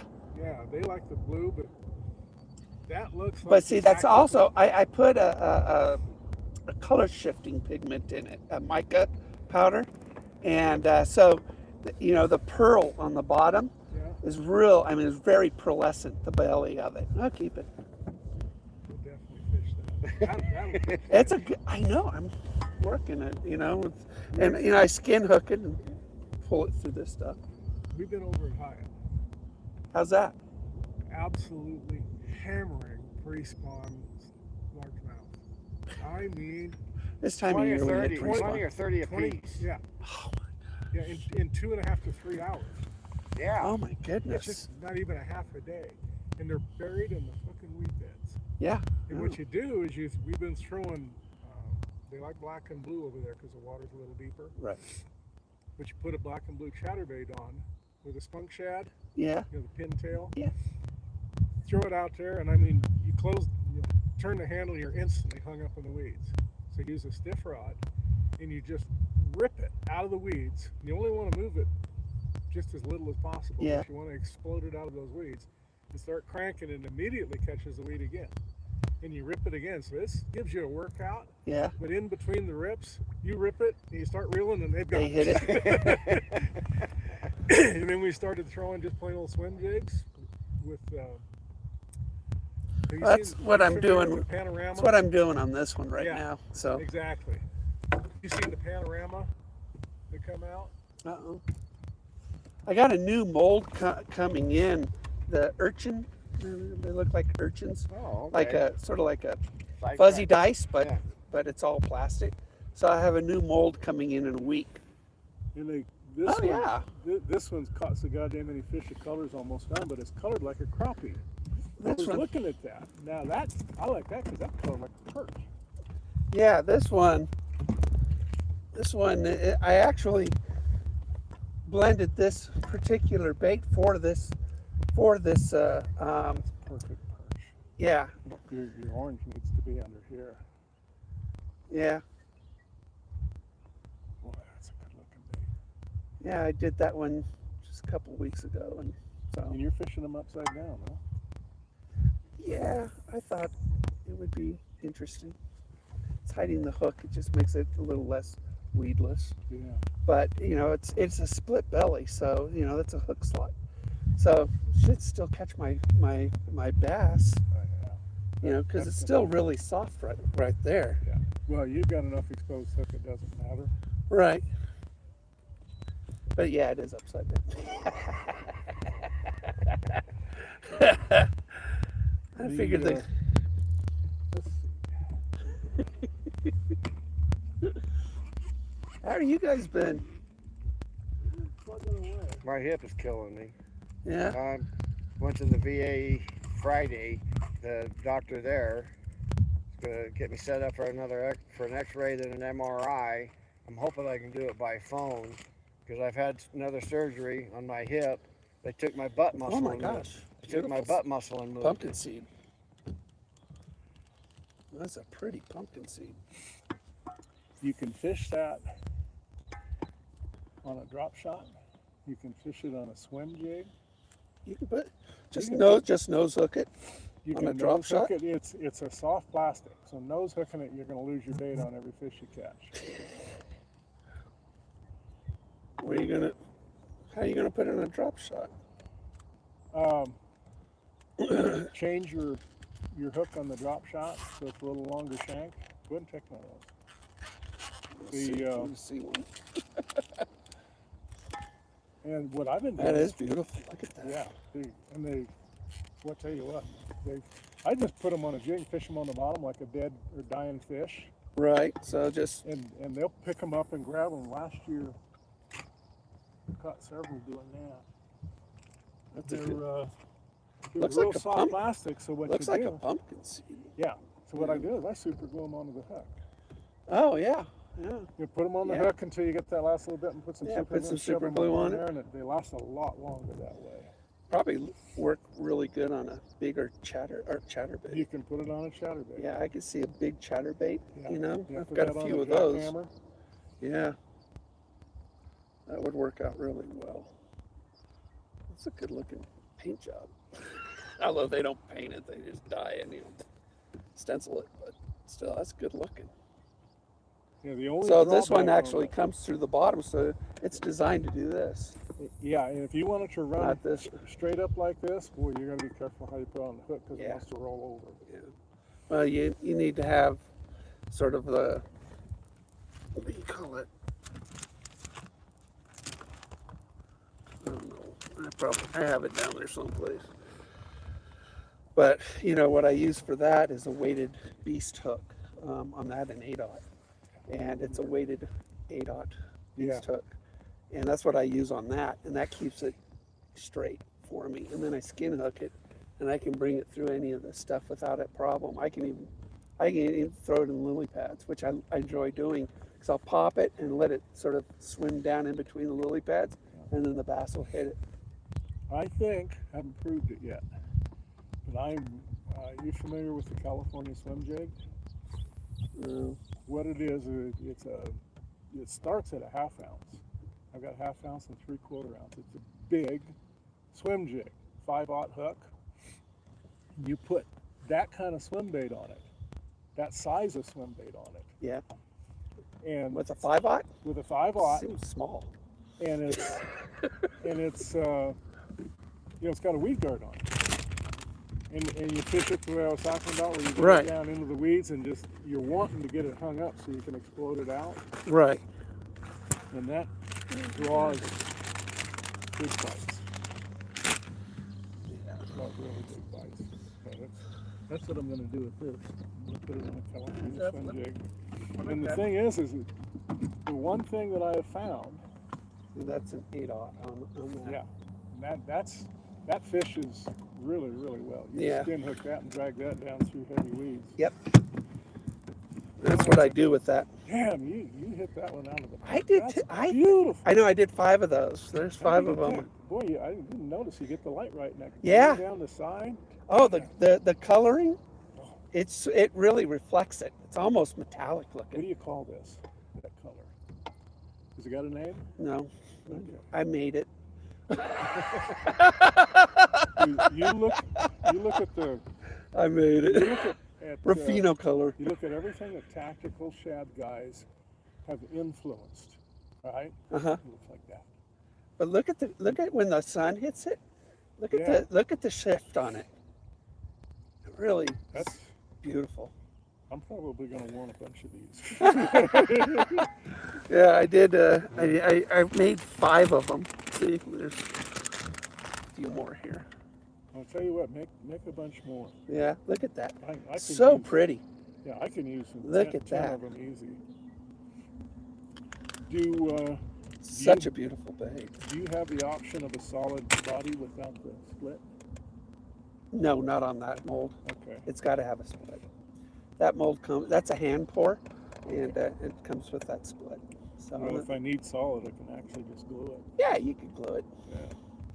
Damn, that's a good looking bait. Yeah, it turned out good. And you know what? You did something. Everybody that's making these soft baits Yeah. makes a white tail. Why? I don't think the bass like it. Why? I don't know. I've been taking magic markers and trying to darken the tail, but that's perfect. That's what a tail should look. Uh huh. And look at the. I mean, I put the metallic mica powder in it, and so it really And catches that's the not light. going to wear off. Oh no, it's That's inside the it's plastic. in the plastic. God, I like that. Thanks. Yeah, I was pretty proud of it when I made it, and I was like, man. So I made a couple cups of the plastic, and I molded 5 of them. I'll tell you what. Now, next time you mold them, make 10 of them for me. Okay. Yeah, that's going to turn into my favorite bait right there. Yep. How are the eyes attached? Glue. Super glue? Super glue. With a stick. I super It's one glue of the them. problems. A lot of these, the eyes pop off. Well, the super glue holds them pretty good. Yeah. So I think they're just trying to get by as cheap as they can. yeah, they're sticker eyes typically. So I can't wait to fish that. Have the largemouth started spawning yet? Or are they still in pre-spawn? I don't know. I just started fishing day before yesterday. So here, so I mean, I've been so sick. I mean, he gave me 2 months of Nucala, and it takes a few weeks for the Nucala to really kick in. So up until last week, I was still on oxygen all the time. Oh, damn. So, but I feel, I can breathe now, and I can actually. I was thinking about selling the boat and buying a smaller one, a one-person boat, not this two-person, and a 285 instead of this. But Yeah, that two-person boat's a lot safer. yeah, it is, and but and I'm kind of attached to this boat. This boat, you could fit it any way you want because of the slats. I mean, I can add whatever I want to this boat and just keep adding. Yeah. I mean, I've got lay down rod holders right here. I've got all my. I mean, I didn't put my fish finder on today. What's water temperature? Should get over 60 today with the warm weather. Yeah, 60. It only got to 59 day before yesterday. 60.3 is what I got. Oh, we're at 60 now? Yeah, it's going to be a warm day, so it's going to be nice. Brought my suntan lotion. The other day before yesterday, I came home and I guess I was really pink. My wife goes, "You're sunburned." So, I don't know. Well, What is this floating out here? that is not a float. That's a log. That's what I was wondering. That is a big, giant log. I have no idea where it came from, but I cast around it earlier. I couldn't. If something's under there, I couldn't coax it out. I threw this thing, and you don't want to come out. I mean, I hit it. I went all the way around it. That's Well, a you hung big, it giant up on log. the log? Huh? You hung it up on the log? Yeah. Yeah. I mean, I couldn't get anything that was under there. I mean, it looks perfect. So Yeah, that'll big log like that, that'll hold a fish. it sure does. Sure does. I miss fishing. I've been so frustrated with breathing that's why I was thinking of a smaller boat, just so I can launch it and retrieve it, because I couldn't breathe. And if I could get this Nucala, this medication, I can, Is that a nebulizer? yes. You got- Oh, well, that's an oxygen concentrator. Oh, oxygen. Yeah. So this feeds me my oxygen if I need it. I have a O2 sat pulse ox, so that tells me if I start to feel a little lightheaded, I know my O2 sat's a little low, and I got to put that thing on. So, but it's been pretty good lately. And the Nucala helps. I have COPD, and my lungs were destroyed by PE and COVID, so I have asthma too. Doesn't matter. And I'm fat. I was thinking about going to a jerkbait. I've got That's a what few got the jerkbaits bass that off look of. like that. And I was thinking about, switching it up as soon as I wore this one out. Well, I This tell jig. you what, we live on jerkbaits. I know he does. Yeah. Well, that's what I caught. That was a 2.5 pound smallmouth. Yeah. That trout. Oh, you got a smallie over there? Yeah. 2.5 pounder? Second cast. Well, Took a, over by the marina this side? just the side of the corner. Yeah. And notice the lake's down, 2 or 3 feet? It's pretty low. Yeah. Yeah. I Well, I mean, went out to where I'm normally in 9 feet of water, and I was in 7 feet. And they're right off of the lodge. For the last 5 years, you drive off of that till you hit 9 feet and cast into deep water, right. and the smallies will just knock every other crap out of you. Oh, yeah. I got a No, whole bunch of them, the little dinks. I caught about a 1 pounder day before yesterday, and then a 2 pound largemouth Mike, on the far end of This may help Rainbow. you. We've been throwing this morning sunrise. You know, it's white with a little bit of pink in it. Yeah. And it's been doing extremely well for the last 3 years. And that's what I caught those two on, was that. Then I couldn't catch another fish, and Mike is catching dinks on blueback. Yeah. Well, I have a And I mean, I have a bluegill bait that's doing really well in this lake. I don't know why, because there's no bluegill in this lake, but they seem to like it. you know, they used to have bluegill in here. Fish and Wildlife lists bluegill as being one Really? of the species here, but I think the perch I- should wipe them out. I caught one pumpkin seed sunfish in this lake a few years back. Haven't seen another one since. Yeah. But it was a little guy. It was like yay big, but underneath the dock on this side of the lake. And but yeah, the pumpkin seed, I haven't seen another one since. I think somebody threw a few in, and I happened to catch one. We've been trying to figure out the bass in Hyatt. I sent you a picture of Caden. Let's see, no. I sent you a 5 from here, but he caught a 412 there. And that's the only bass over 3 pounds that we've taken out of Hyatt. Right. Last year, Mike and I drove out there. We could go over to Willow like, Valley. they got a bay over on the northeast end, right? And I drive up into the bay, and I'm looking at the depth finder, and I get up, and I'm around 13 feet of water, and the jerk baits go down almost 12. Right. Okay, this is where I want to be. So I spot lock it, and I pick up a rod, and I look over, I'm in 6 feet of water. And the fucking boat hasn't moved. And I'm looking at it, and all of a sudden I'm in 13 feet of water again. And I watch it, a couple minutes later, I'm back in 7 feet of water. There was so many crappie down there at the bottom, and the bass were under those crappie. Mike and I put, I think, 42 fish in the boat in 2.5 hours. Yeah. Every cast. You start We getting had tired. doubles on most of That's the the way. time. That's the way July and August here on the south end is. I mean, you see me at the south end in July and August, so it works. Yeah, we were throwing jerk baits, and specifically the Vision 110 Junior Plus one. That thing's magic. It outfishes the standard 110 hands down. And you do not, if you try to yank and bank, it'll foul.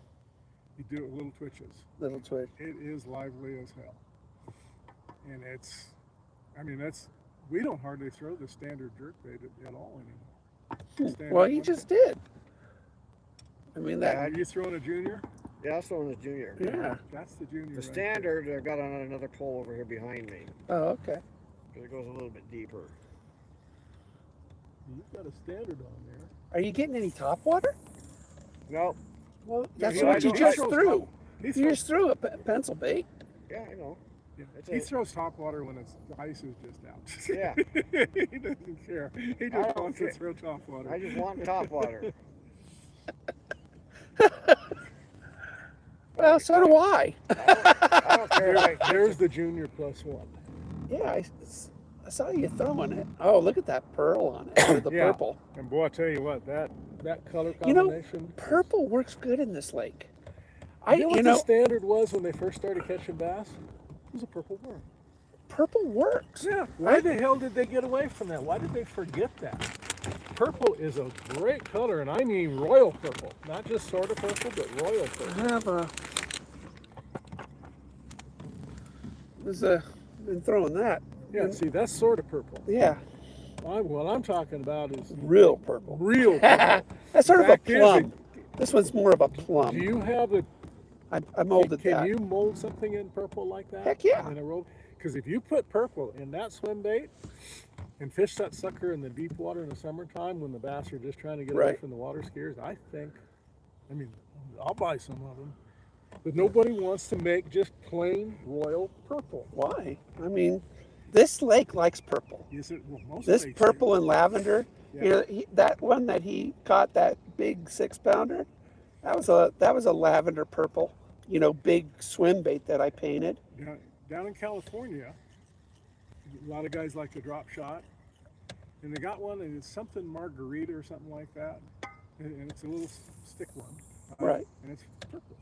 And it's really purple. Wait, And they catch the hell out of them. Is it? Oy. Is it this one? But the industry, for some reason, does not want to use just straight royal purple. I don't understand that because And another color, everybody wants to use chartreuse, but to tell you the truth, when it's setting on chartreuse works good for crappie. yeah, but the bass like yellow. They really like yellow. And I mean not dull yellow. We're talking about taxi cab yellow is dull. Here's my 8-aught they like. D6. But yellow and purple, you can't, nobody wants to make them. Nobody offers them.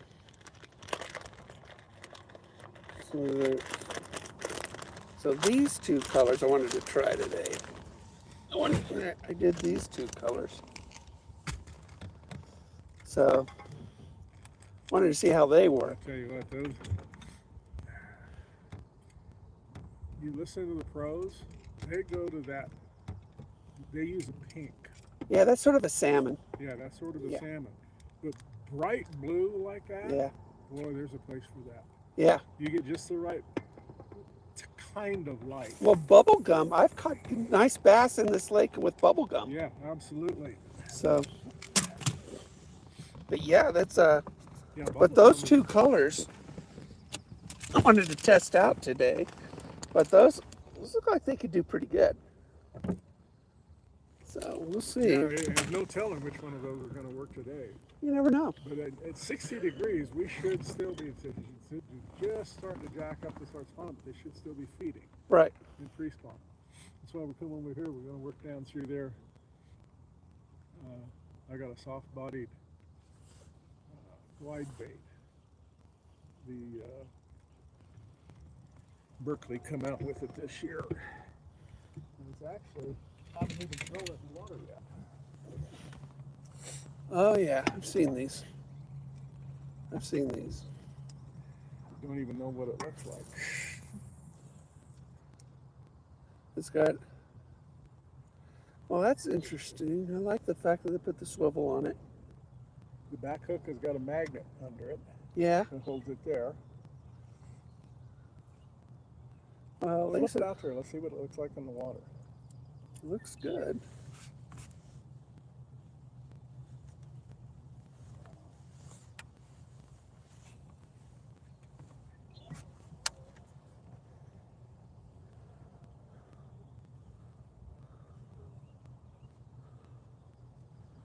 Not a lot of action, is there? No. In fact, it doesn't have hardly any action.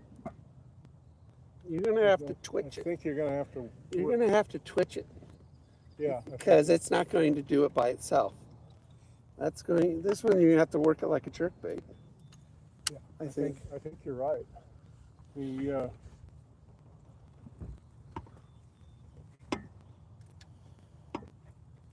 That one looks like you twitch it with it like a jerkbait. You'll be don't fall. all over. You're looking drunk. That was good coffee.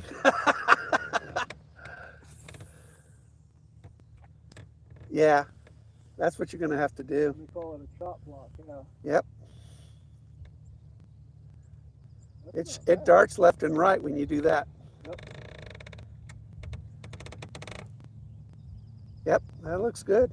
I think that's going to work. Yep.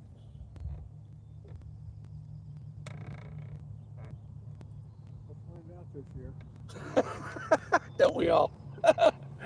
I mean, I've been making my own soft plastics, and I got this new mold coming in a week or so, and that I'm looking forward to because that's one of those urchin ones with all the tentacles on it, Yeah. and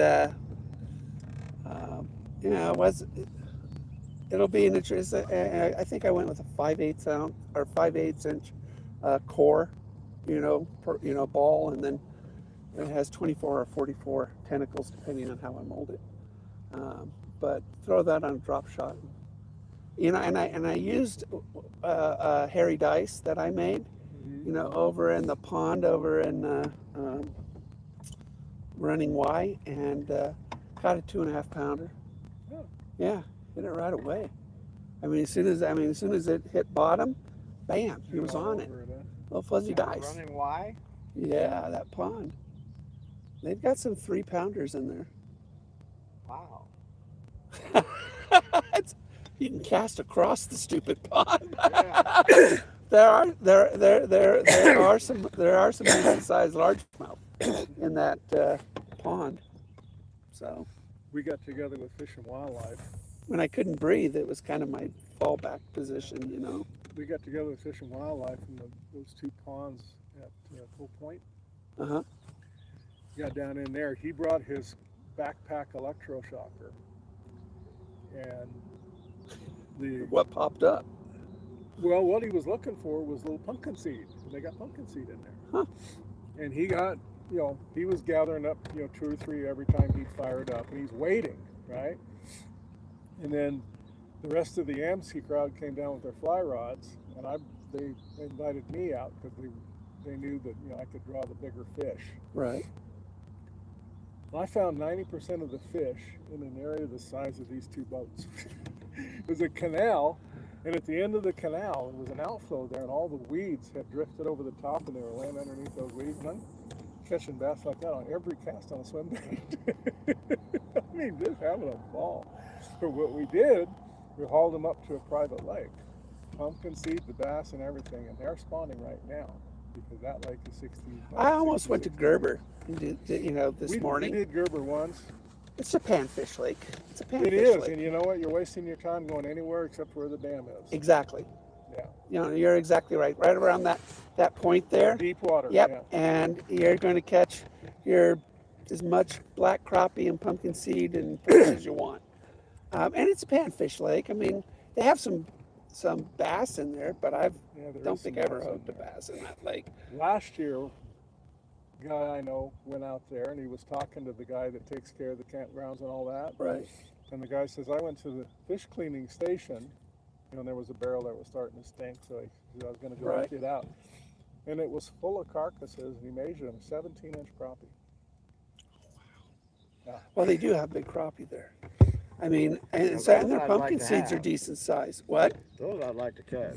I caught one that big at Emirates once. I was doing a bass tournament, and I saw a fish sitting on what I thought it was, just sitting down there at the bottom of the lake, and I thought it was a bass. So I threw some Ned rigs out there, and trying to entice this bass, and the fish hit, and it was a big crappie. I put it in my live well, and I took it to the weigh-in. They go, that doesn't count. I go, yeah, it does. Look how big that crappie is. I go, it's the biggest crappie I ever caught. Yeah. And they all agreed it was a big crappie, Yeah. but I couldn't put it in the weigh-in. It was beautiful. Do you know the state record came from Klamath Falls? Oh, I can believe it. 4 pounds. For a crappie? That's huge. You know where Crystal Springs Bridge is? Yes, I was just there just recently, The last guy week. was standing on the bank, I was there last week. flipping a crappie jig toward the bridge. I always catch that stupid electrical line when I cast. Yeah. It's sort of like fisherman's, memorial. But I was there, just last week, I think, at Crystal Springs. So, and that's when my transom broke, and almost lost my electric, and I was just paddling, and I wanted to go to the dam because the dam is where a lot of the bass are, and I couldn't do it. So I got tired. I put another transom on the boat and bought me a good motor. So, but yeah, now I go like 7 miles an hour. I'm zipping. Well, we watch you roaring across the lake with that now. I can't be Mike. He's going too fast. I'm exactly zipping it now. Yeah. I We know. could hear the outboard. I know. And we knew that you fished with electric, so. Well, I got tired of every 3 years spending $300. And basically that's $1,000 for that motor. So I've already put that much money out in electrics. I'm just tired of it. So I'm $300. I mean, that's what a good electric costs. Yeah. So, and Minn Kotas suck for push. And the Newport's a good push, but they only lasted me 2 or 3 years. I guess they're not used to full-time operation. Yeah, Yeah. they can't handle that. You could put an electric on there so you'd have the benefit of spot lock, Right. right? And probably last you 6-8 years. Yeah. But You don't need a powerful one. You just need one that works. well, still, spot lock motors. Well, was it Tiny Boat Nation has this one head that you could put on. It's like $700 for spot lock. And you have to your electric motor, so you're at $1,000 for that for spot lock. And my wife was yelling at me about that. I got That could be a lifesaver right there. That can get you out of trouble fairly this quick. thing's great. Yeah. I mean, And that'll run forever. I know it's just it's an air cooled 4-stroke. I can start it easily. Was it 4 horsepower? 6? 2.3. 2.3 horsepower, and it works fine. I don't need anything else. So I mean, it's loud. It's a lawnmower engine, but But you know what? They run forever. Yep. Have you seen what the industry, the boating and big motor industry has done to themselves? Buy the big motors, $10,000, $15,000, $20,000, $30,000, depending on how big. You're back in the shop within a month, and the mechanics are saying, you know, maybe I'll get to it in the next 10 or 12 months. And then the repair bill is like $10,000, $12,000. So a brand spanking new motor doesn't have a 10, 20 hours on it. And the boats, they started making the holes thinner and thinner, and everybody got onto what's going on.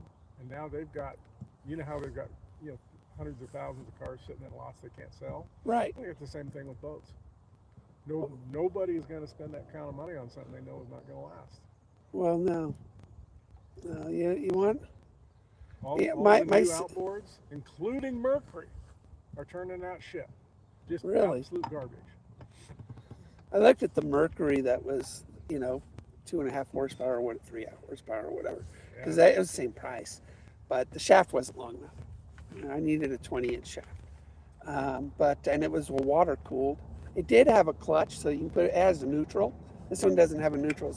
It's a centrifugal clutch. Oh, okay. So So when if you drop give it to an idle, gas, it quits turning. huh? If you would drop it to an idle, it just quits turning the prop. Yeah, which is kind of a nice safety feature.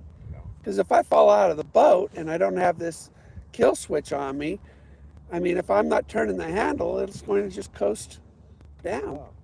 So it'll stop moving. So it's kind of a fallback safety feature, Yeah.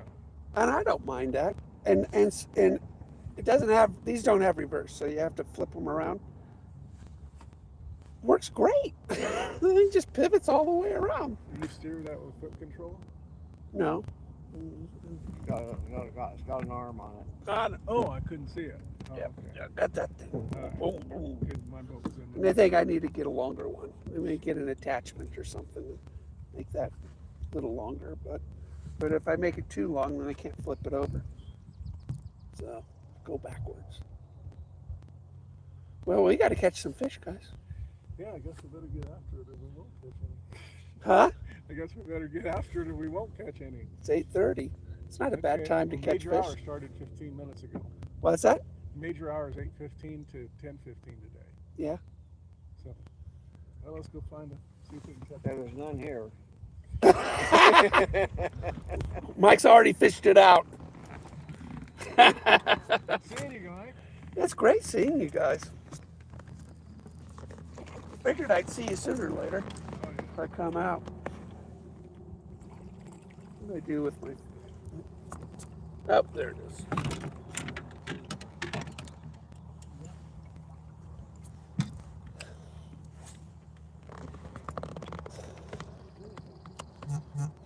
I'm going to fish this right here.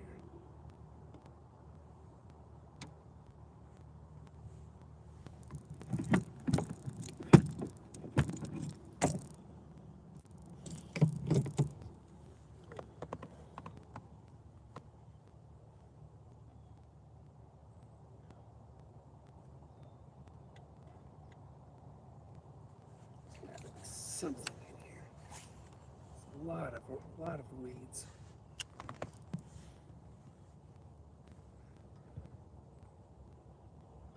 lot of weeds in here.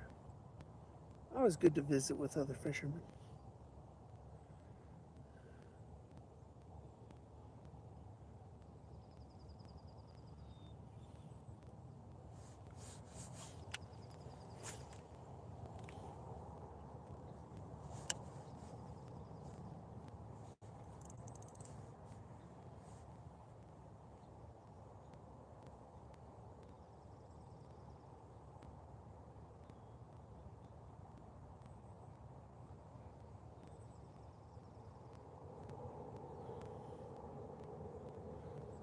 Big old pelicans down there.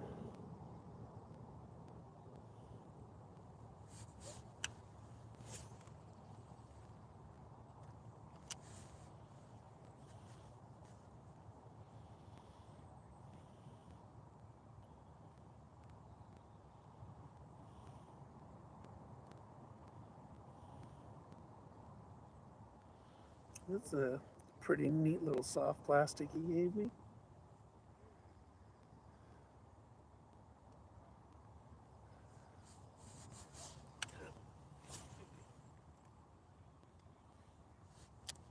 Oh, there it goes.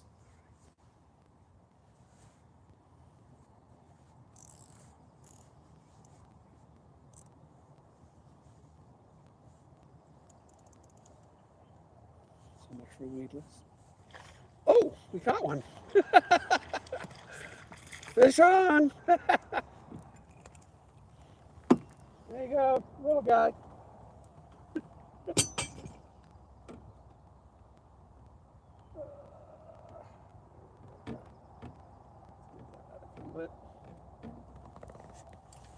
Okay. It's a little guy. Hiding underneath the lily pads there. All right, you can get skunked.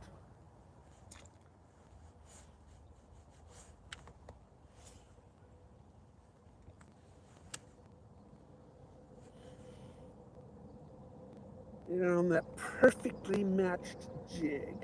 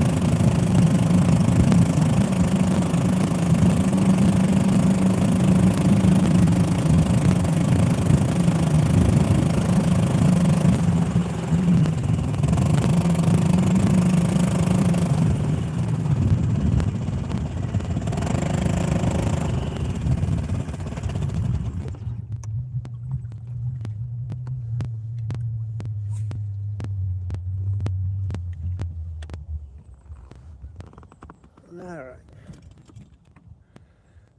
Let's see if we can get another one. It's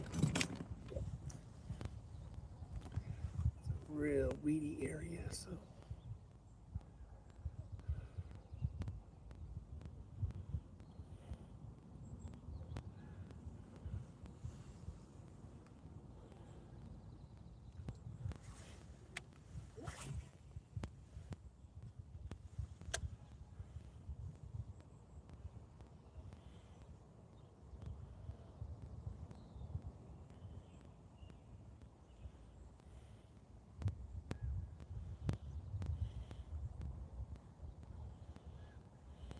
Ooh, that one, put a big chatterbait on that one. I probably have a chatterbait that would work on that.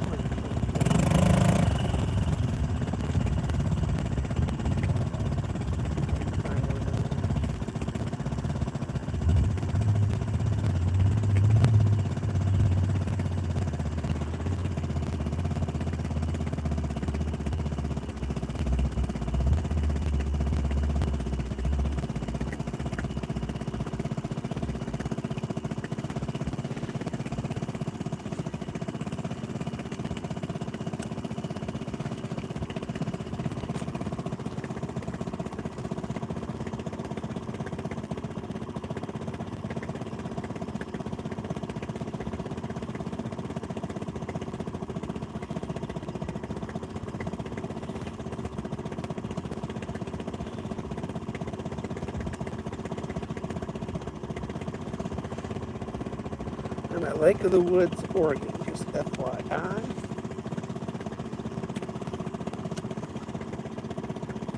My favorite lake. Oh, there we go. Lost him.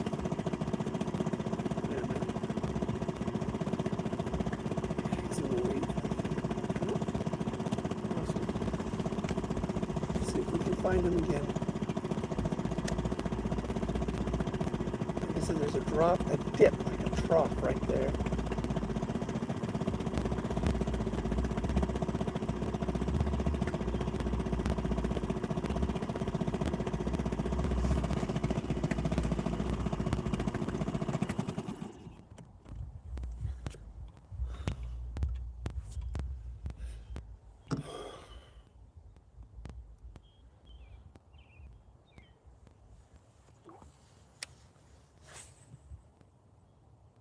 Oh, that's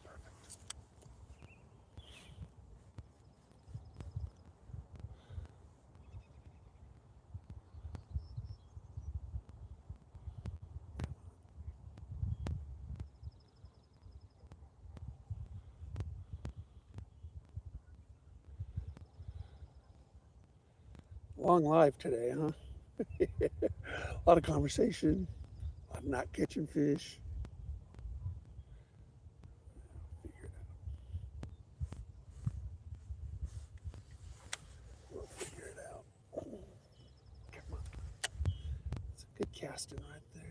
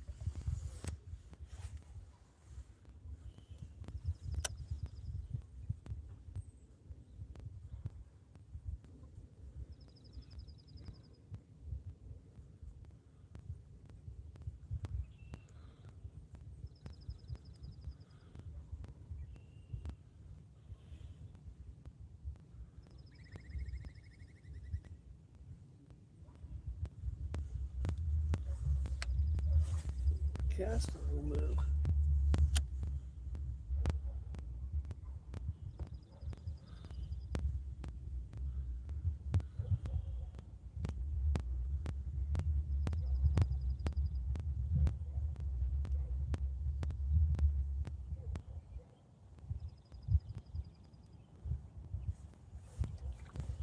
Two more casts.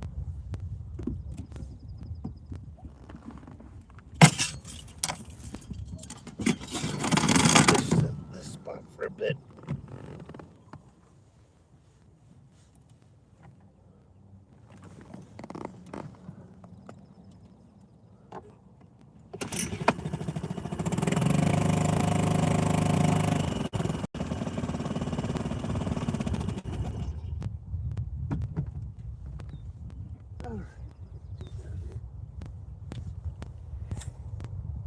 And I lost it. Whew.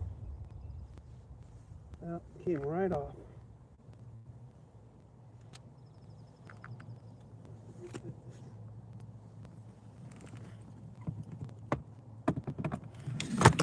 My favorite rod. We gotta get it fitted up again.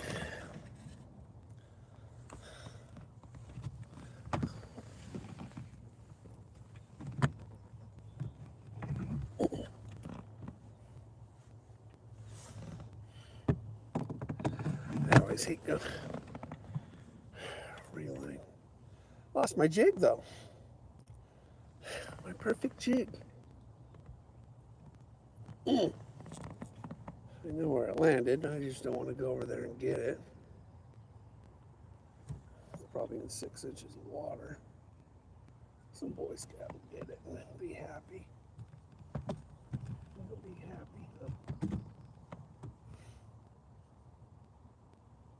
Line broke.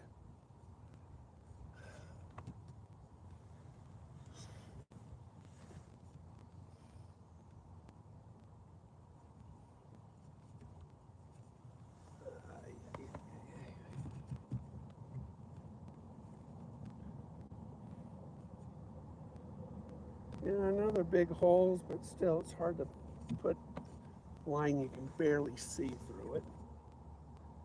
This is mono 4-pound. It's really, really, really invisible.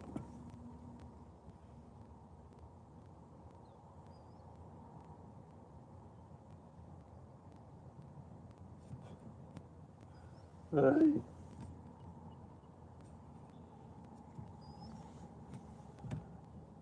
Cajun puts a lot of guides on their rods, which is good. Let me do this.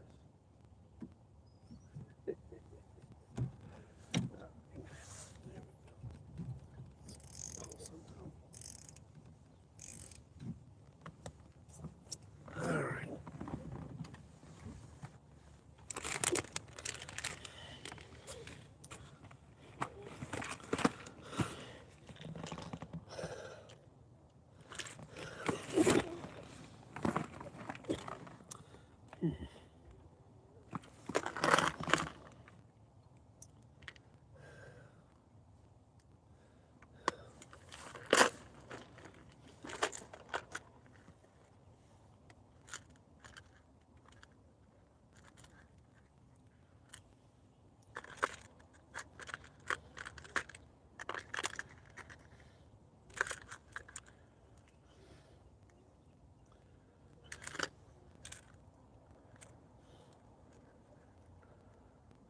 Really hate these, but I'm going to use it.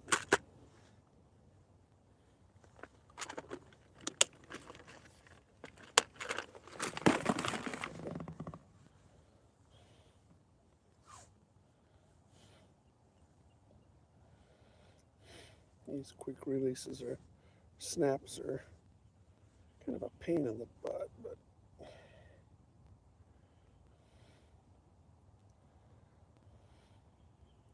again, really little line, hard to see.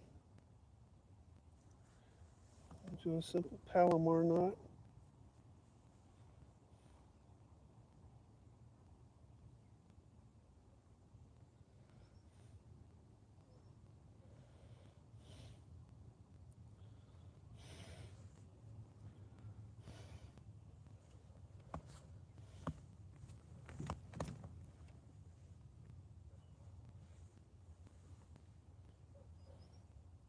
Palomar is probably the easiest looking knot to tie, but they're a little tricky.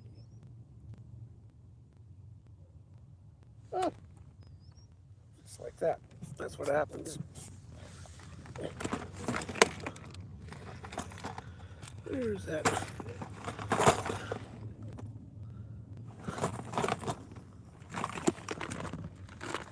Take those gloves off. Even though they're fingerless, you still impede your knot tying capabilities.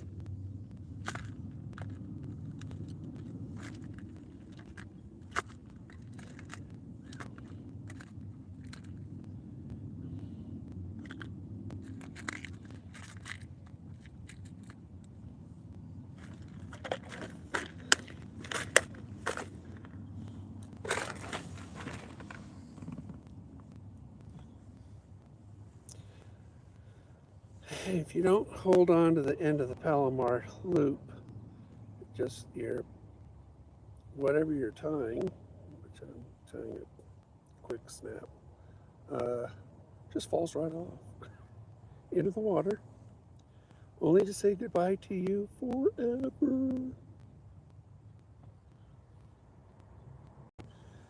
But like I said, on paper, a Palomar knot, easiest looking knot to do. And it is a very reliable knot.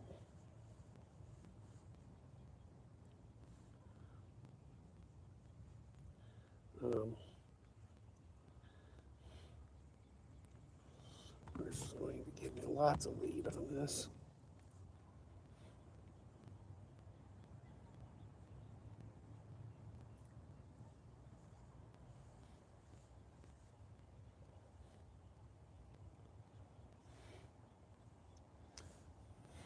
Wet it so you don't burn it. And that's your Palomar knot. Now I do what's called a paranoid Palomar knot because I don't like my knots coming undone. Just traditional knots on top and voila. Cut the tag. Good to go. Now the cool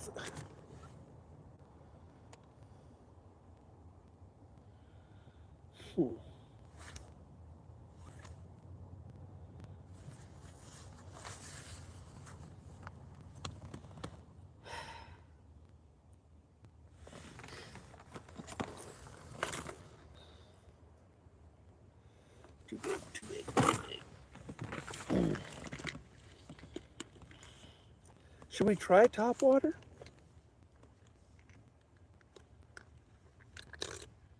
This is my favorite top water.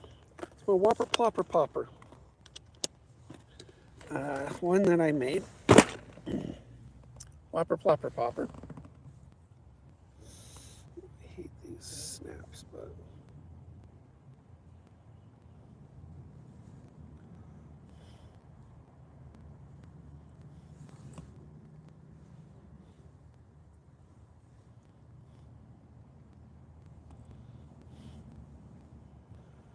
doing these snaps are a pain. All right, there we go.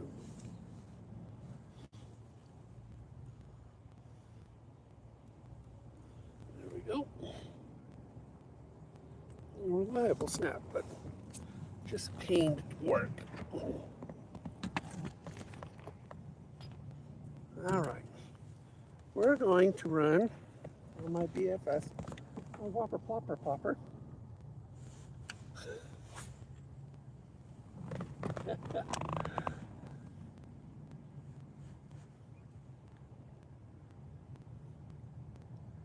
Oh yeah, looks good. I need to get it.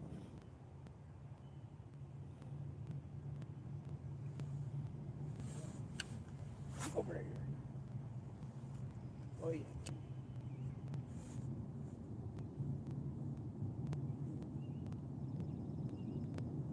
You go on top water. Just love a good blow up.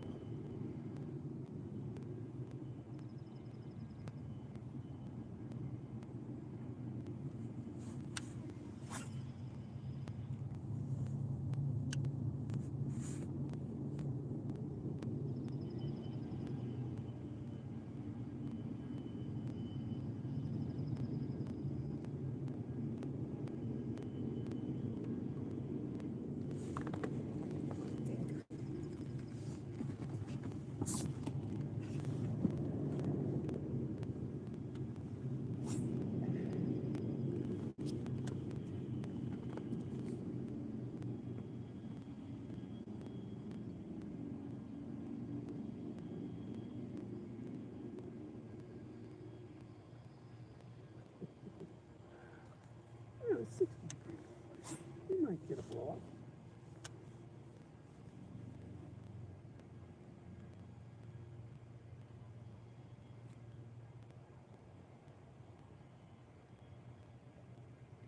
This is usually more for smallmouth bass than it is for largemouth.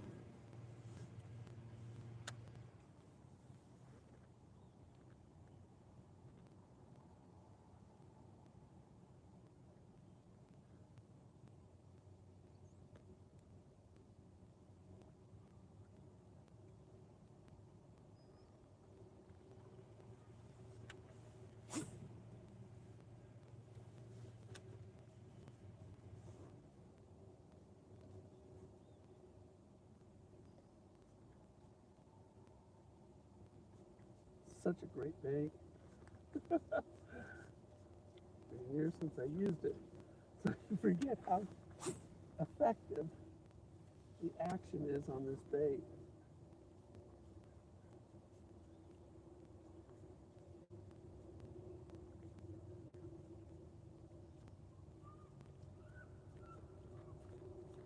Let's try.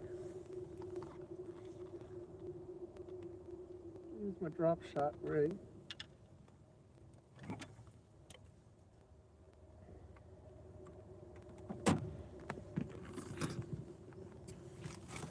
You know that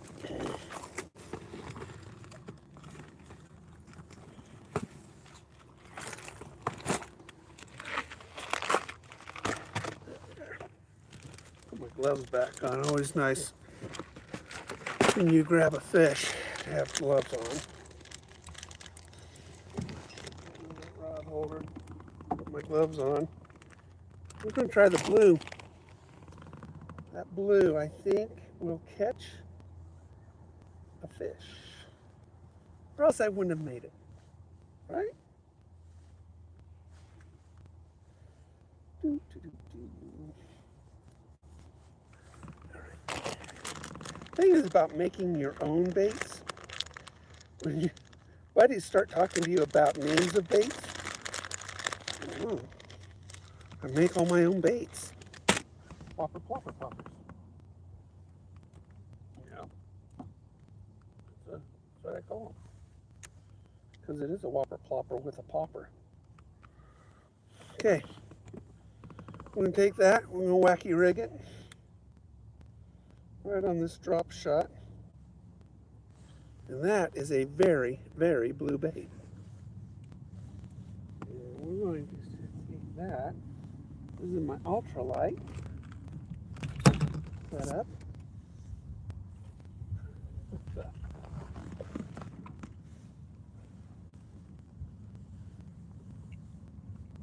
This will be fun.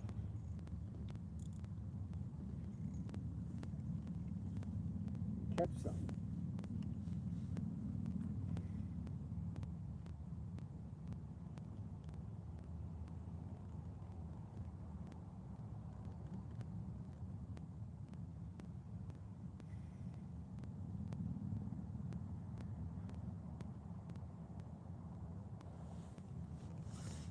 Let's get that in the holster.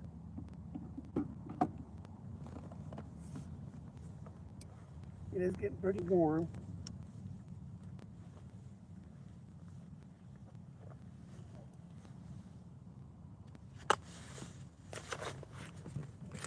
Camera off.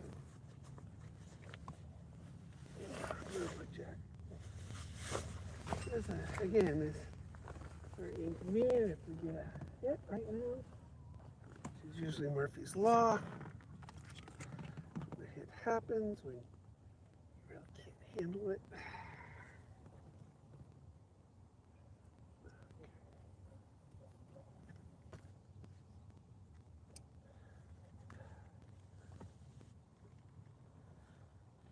Bright blue.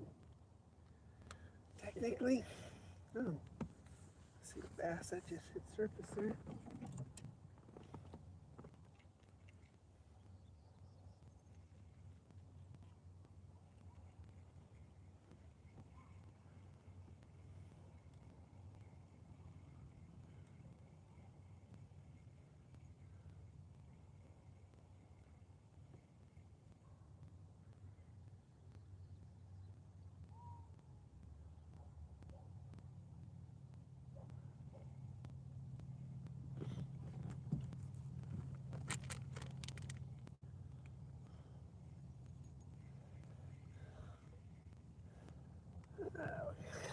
Got some salad on it.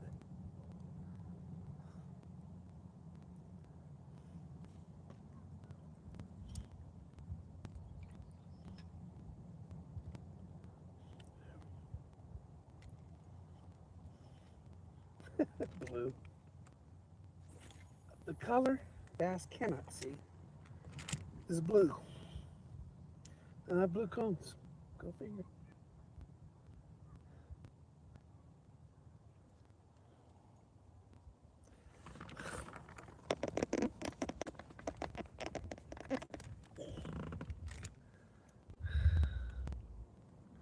Salmon might work too, so.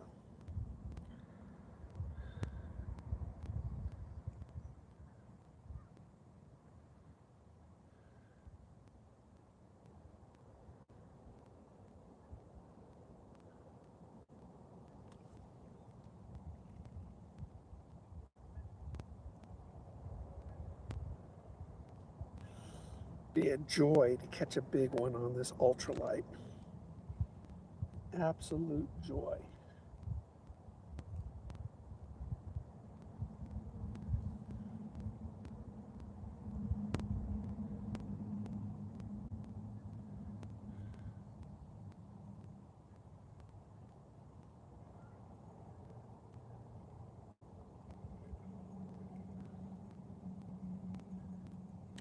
You can land any size fish with any light tackle if you play it right.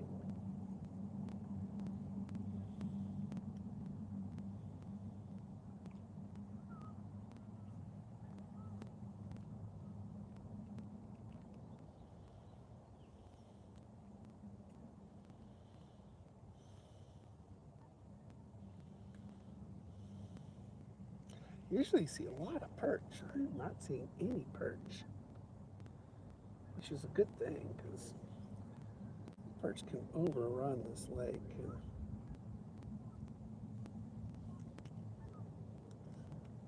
it's just not a good thing.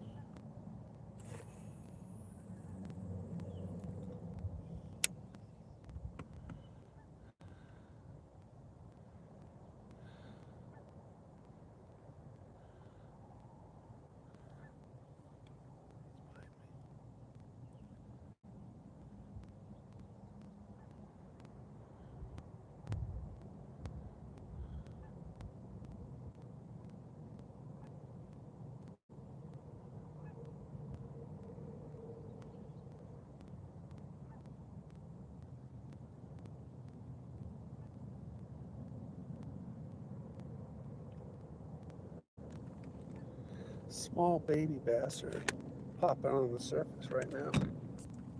We could probably throw that whopper plopper popper and catch baby bass on a surface hit.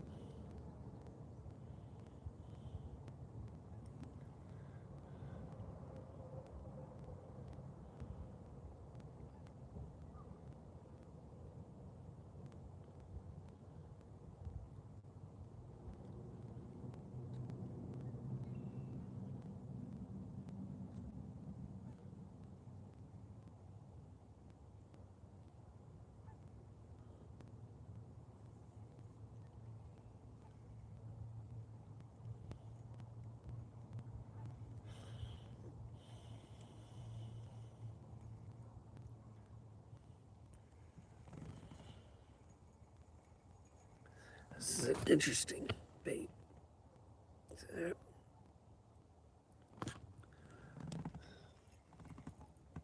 Fish that one flat.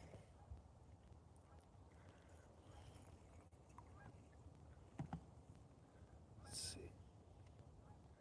I have some nice chatterbaits, so.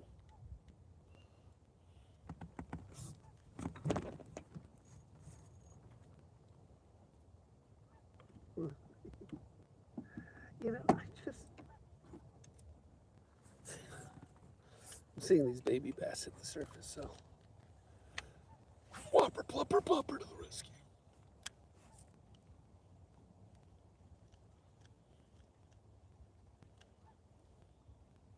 You can see a baby bass blow up with my whopper, plopper, plopper.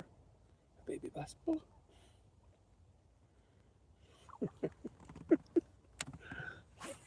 Okay.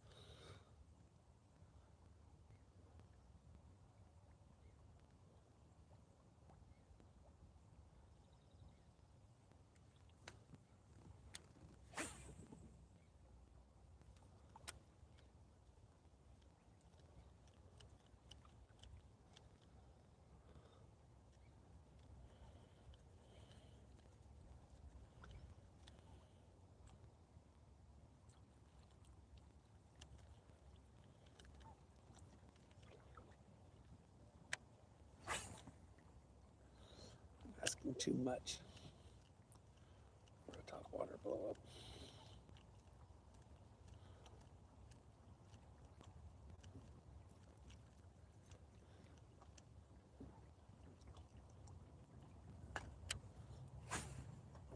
Asking too much.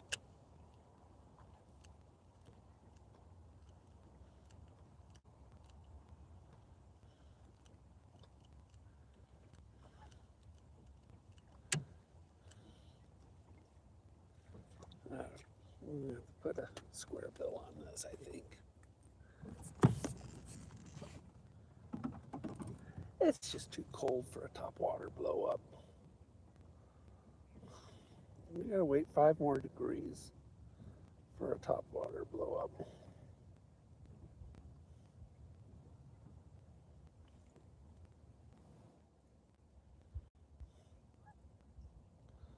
Five more degrees. 65, and we can have top water.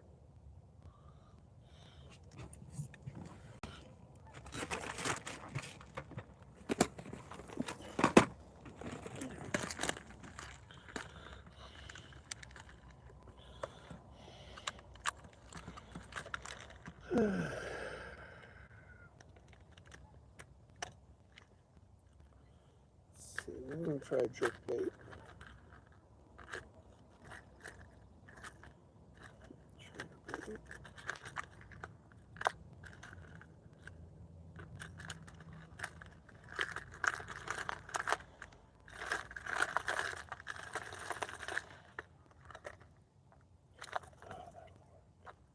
Especially on my ultralight.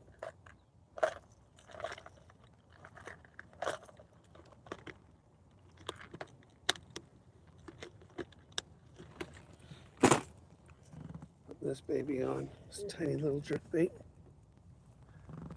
Minnow.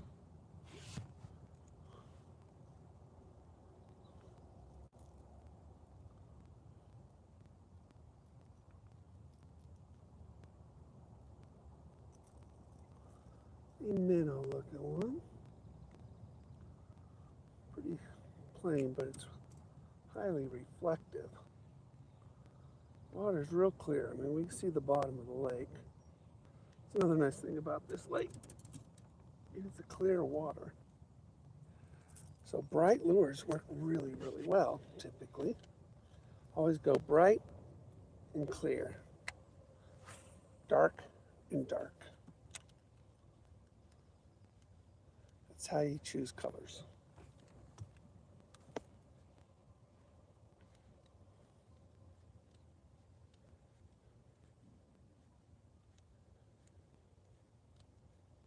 Oh, one chased it. Two chased it. We got 2 bass that chased it. Hope. We got hope.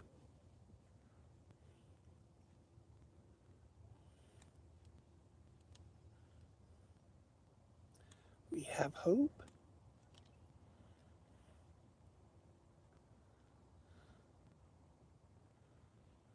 Come on.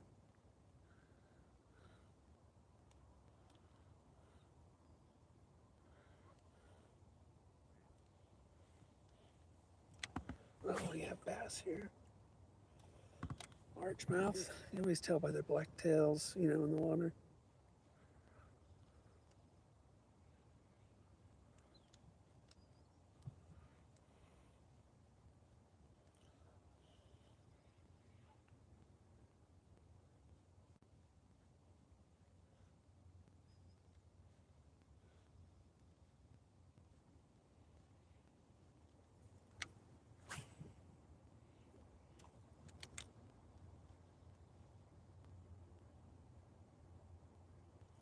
Do some pausing. Stop and starts.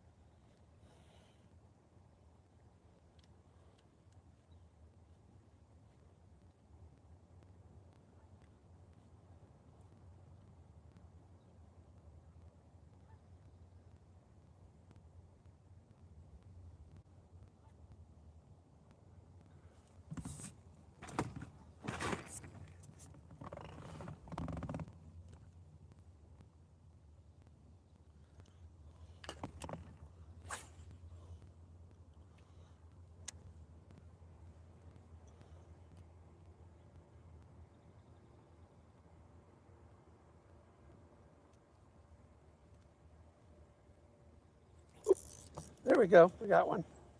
We got one. Little guy. It is a little bait, so. Little bait, little fish. Little baby bass. Wow, you got all 3 prongs in you, buddy. Let's push it out.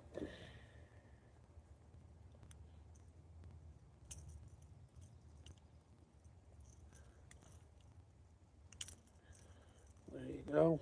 Oh, got him. There you go. Little guy.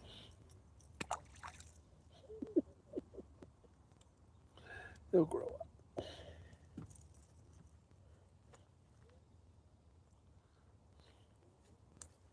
Baby bass. Bass breed in this lake pretty good.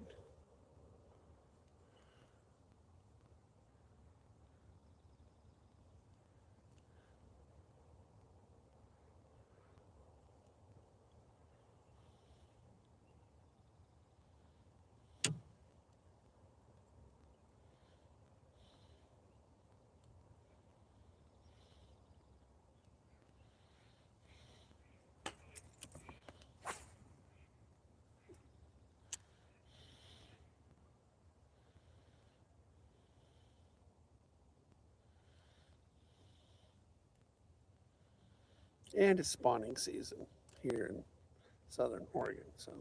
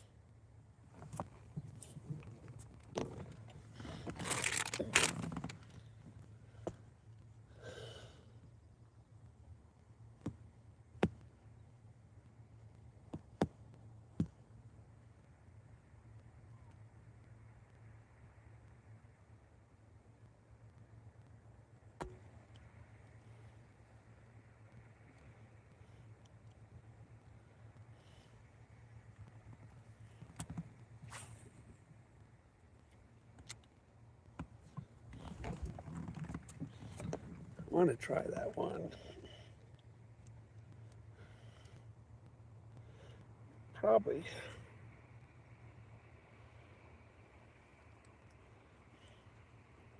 Just sticking on one of my 8/0s.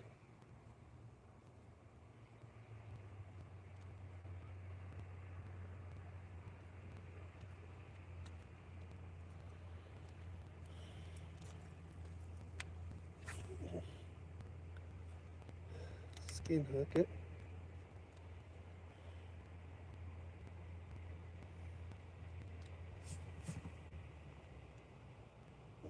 Another visitor? No.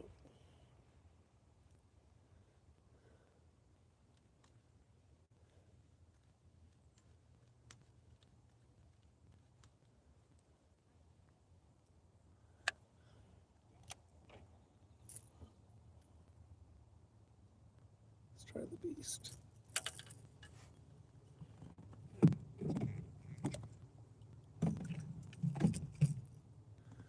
Let's try the beast.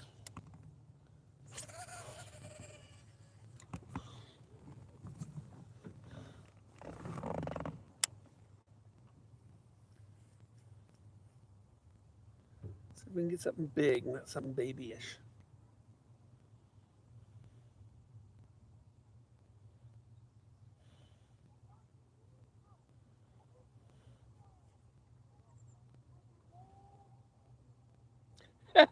Scott. Trying to get herding fish on.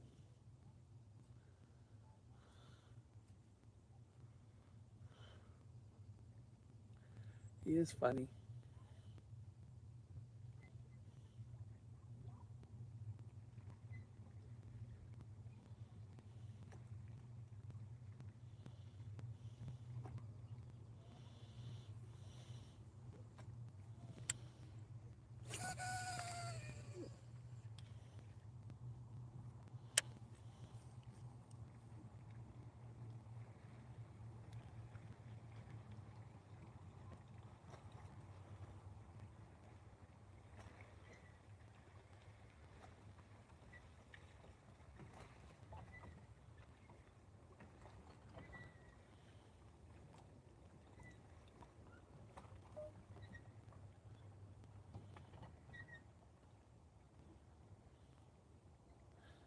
I'm glad we still have signal.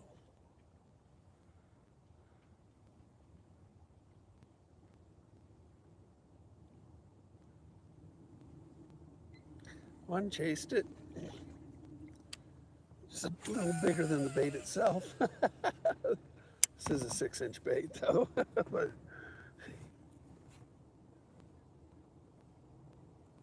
I need to get you.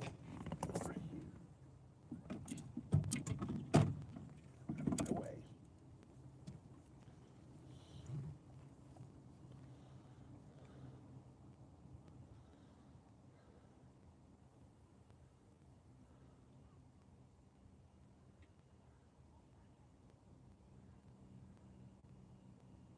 Pull up anchor. We're going to move over to a more woody area.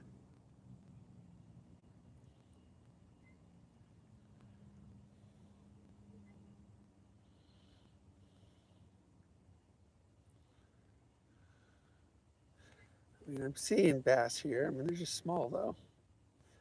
We're going to go to a heavier cover, and hopefully we can get some bigger bass.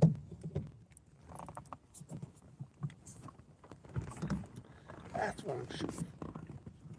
Let's go big today.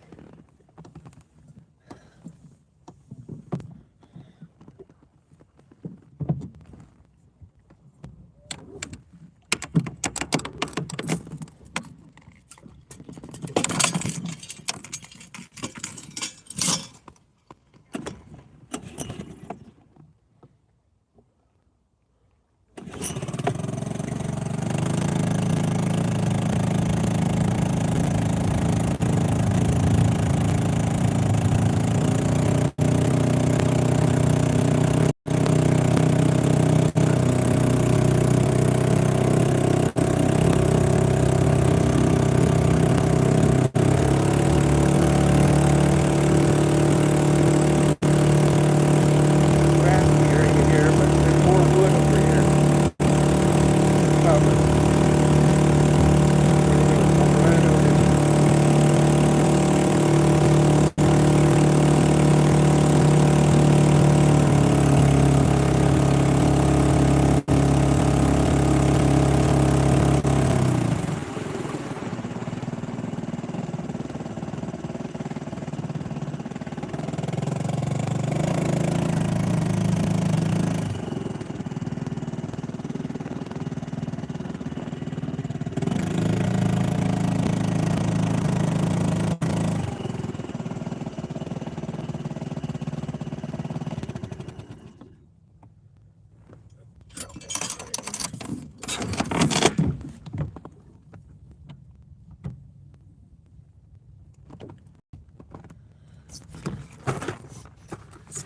Make sure that's skin hook because we're gonna knock it over wood.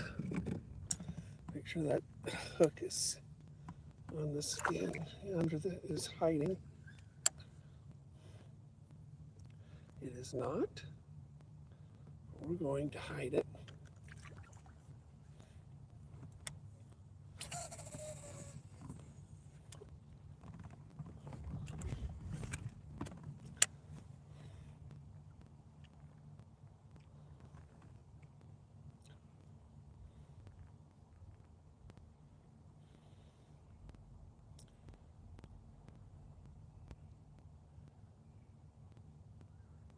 A lot of wood here. These are a lot of fallen trees here. So hopefully something hiding under these.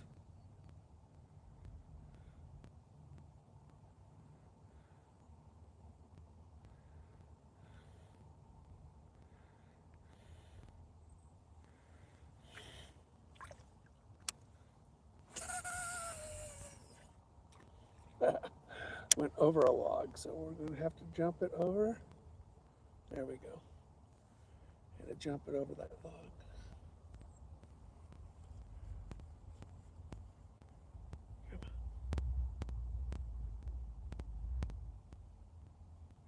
We're going to hug the shoreline and really taunt a good snag.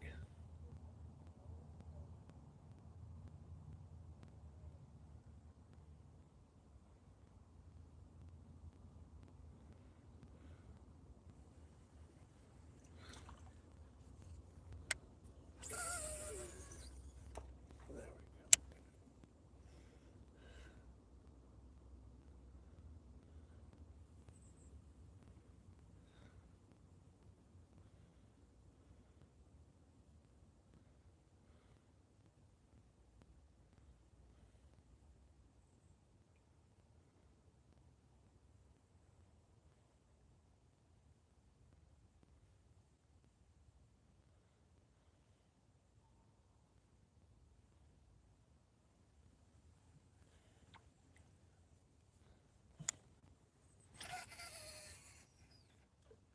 Perfect. Come on. There's got to be something there.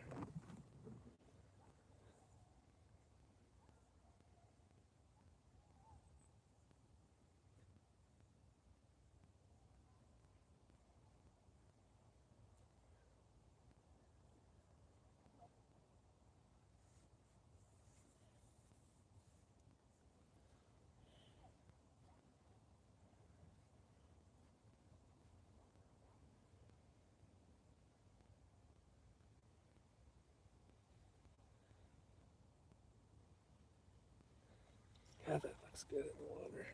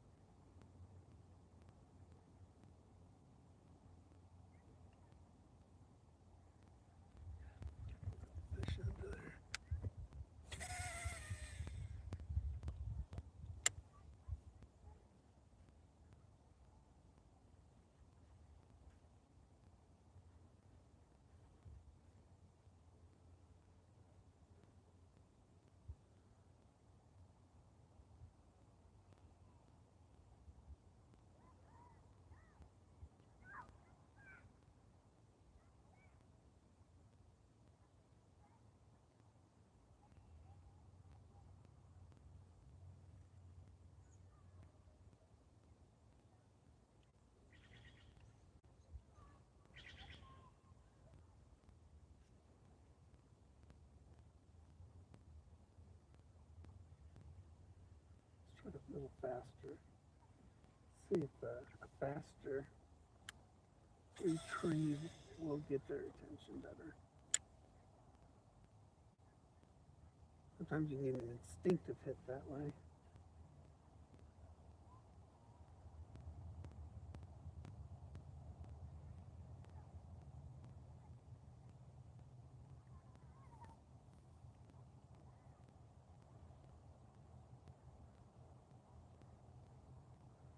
It's a big bait. They're big. The limit. Hits.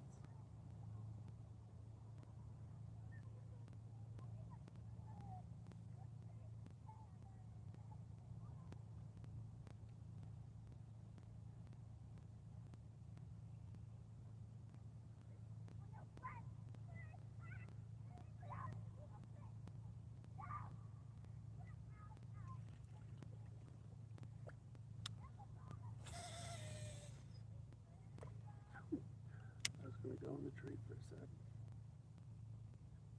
That's thumb it.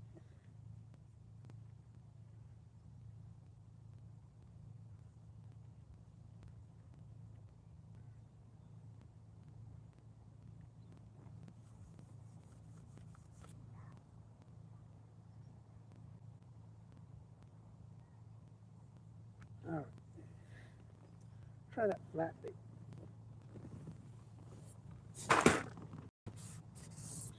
We'll try a chatterbait.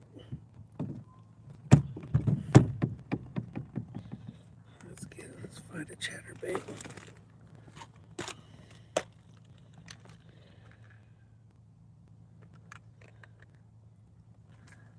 Oh, that's a good one.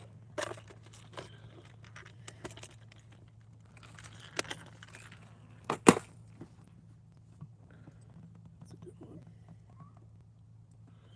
All right.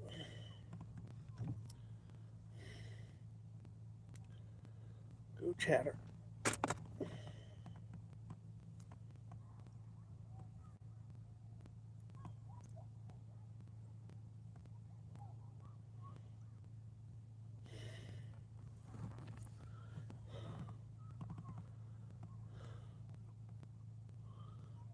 Is that going to work?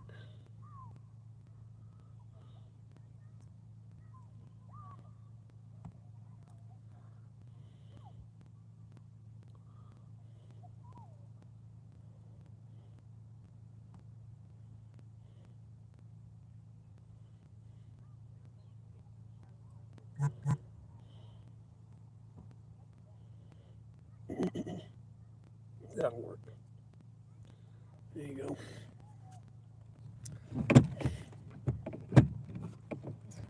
Let's see what that does. Oh, that looks good.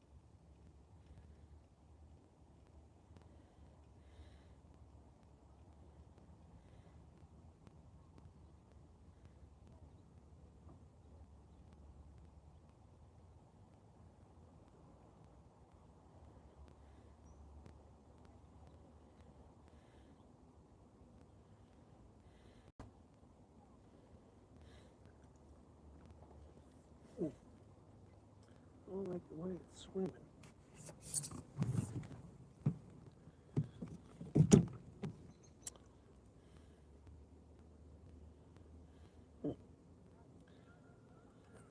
Might be the best idea for that guy.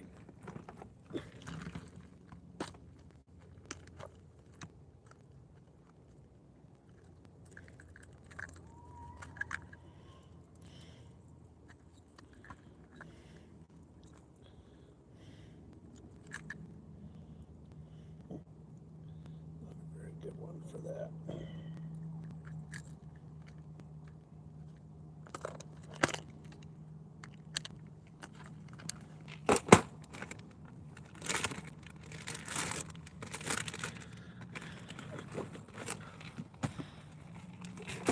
Where's it? Oh, maybe over there.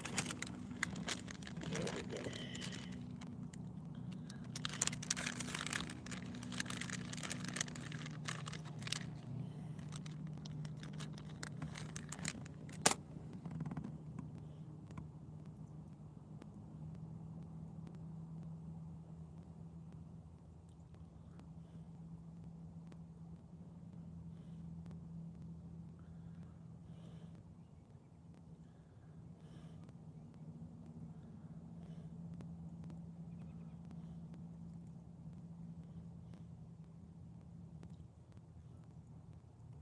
Try this chatterbait with this. An actual chatterbait. So I don't like the action of that last one. So that's what we're going with right there. Okay.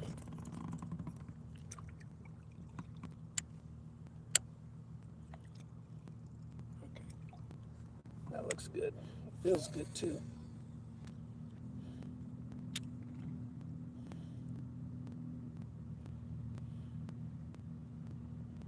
Looks good, feels good. Now we just need a fish on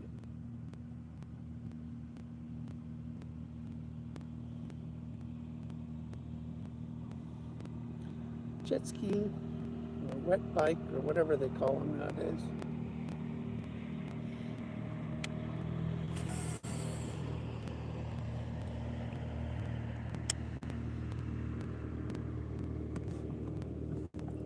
What do they call those? Wave runners, that's what they call them. Wave runners. They're more like wave makers.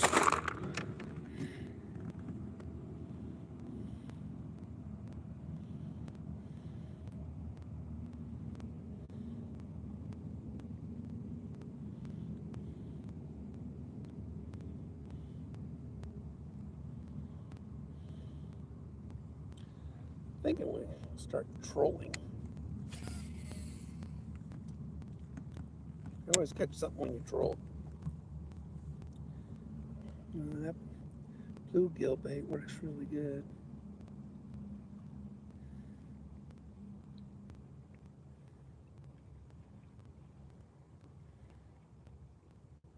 Head back over to the marina.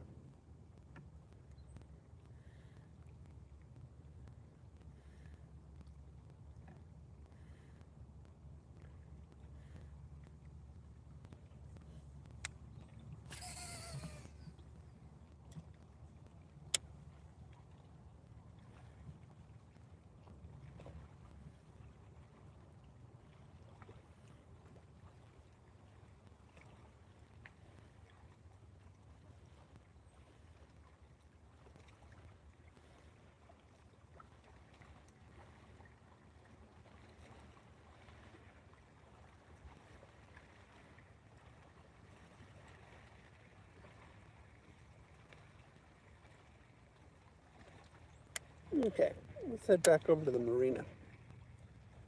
Let's catch more there.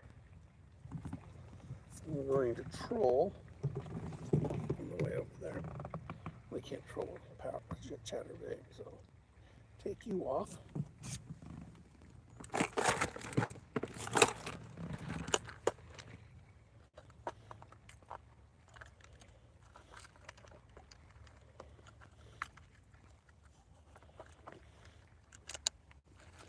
And we're going to put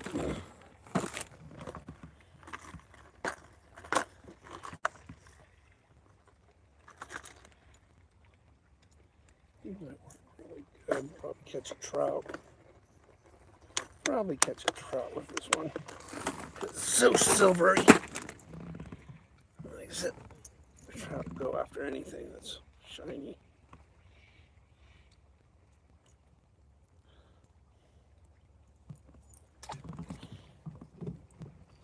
All right.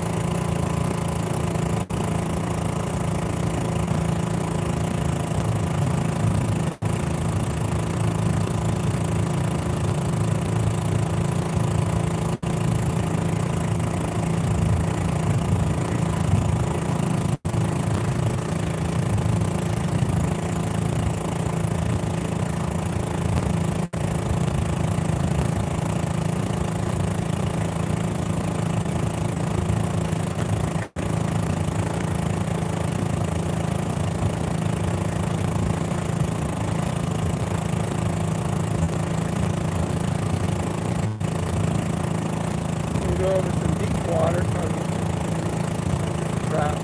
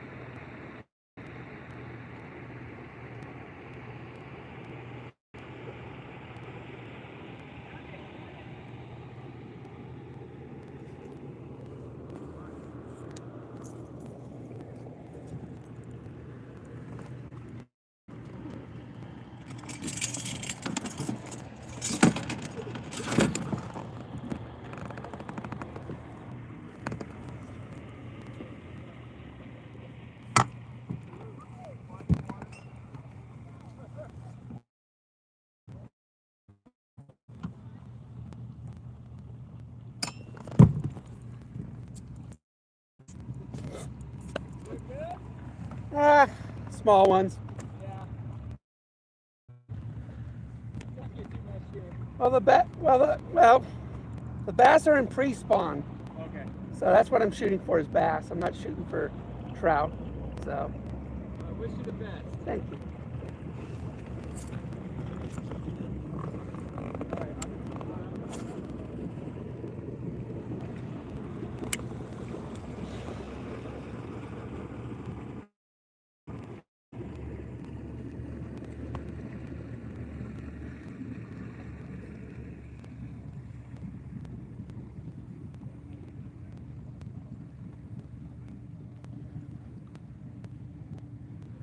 And put that chatterbait back on it.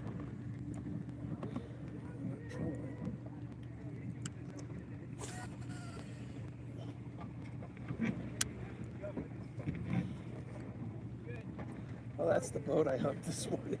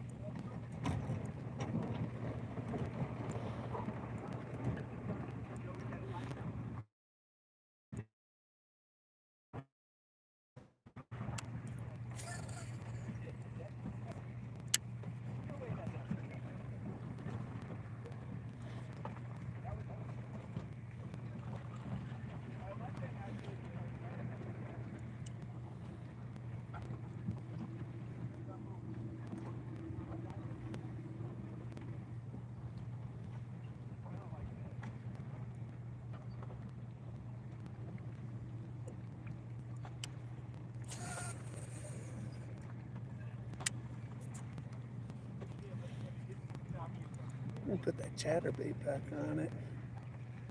I think it'll work. I keep trying until you find something that does. The jerkbait worked, but it was catching small bait, small fish. I can go with a bigger jerkbait. Do I have a bigger jerkbait? Probably do. Let's look.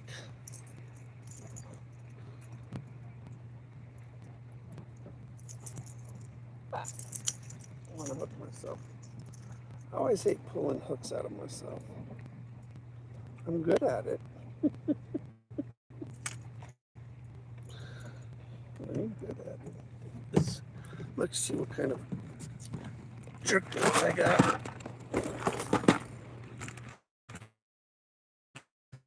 Not sure what I packed.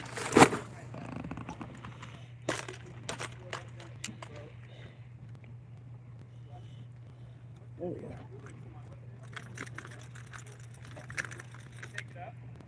That'll work as a little jointed jerkbait.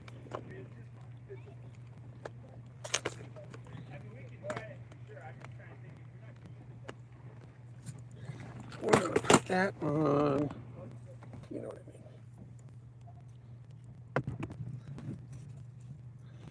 mean. You know what I mean.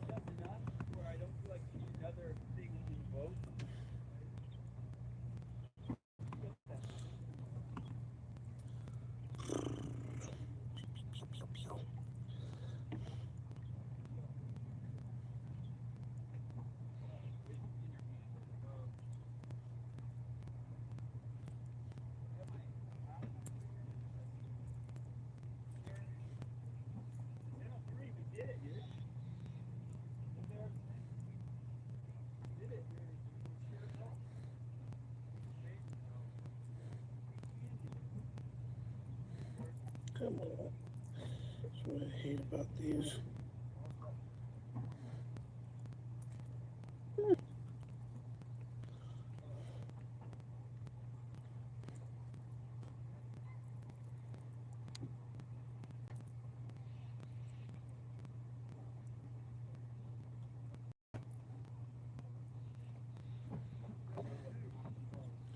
have to have really good eyesight.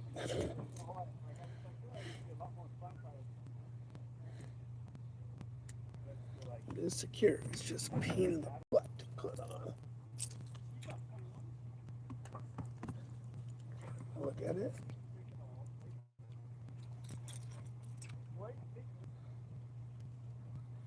All right, let's see.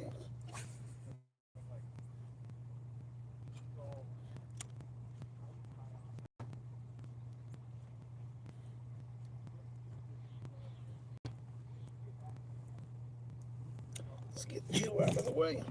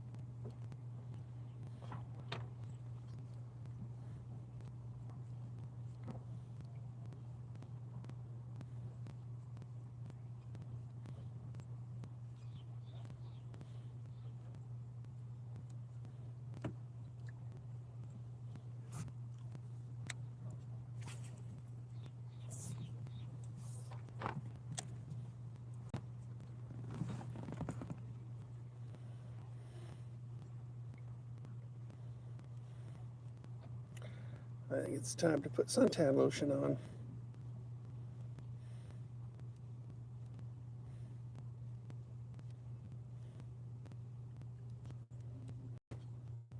Not a lot of action today. I apologize, guys. It's not for a lack of trying.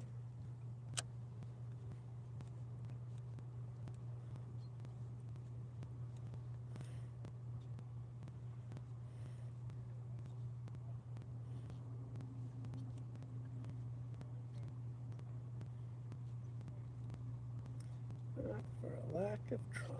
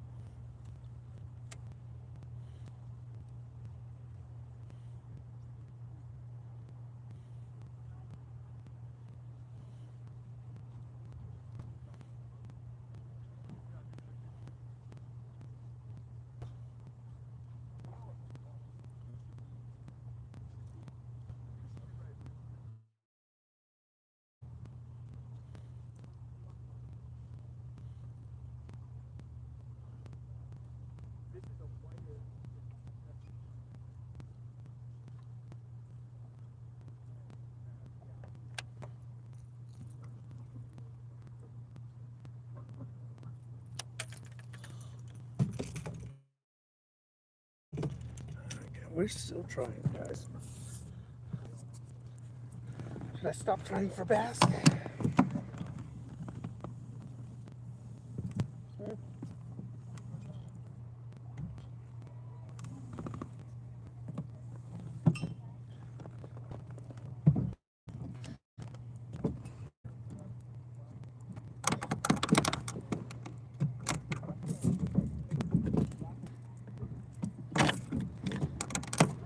Shake it off, come on.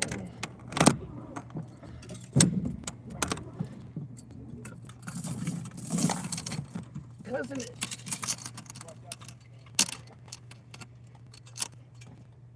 Doesn't it?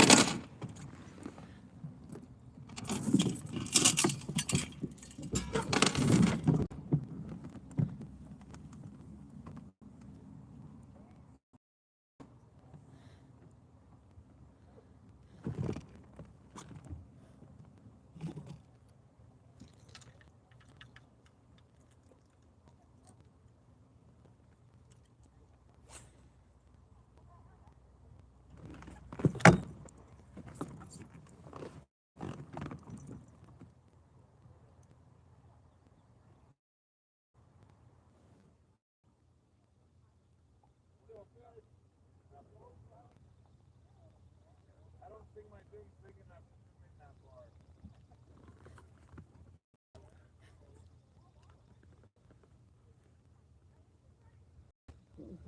like that.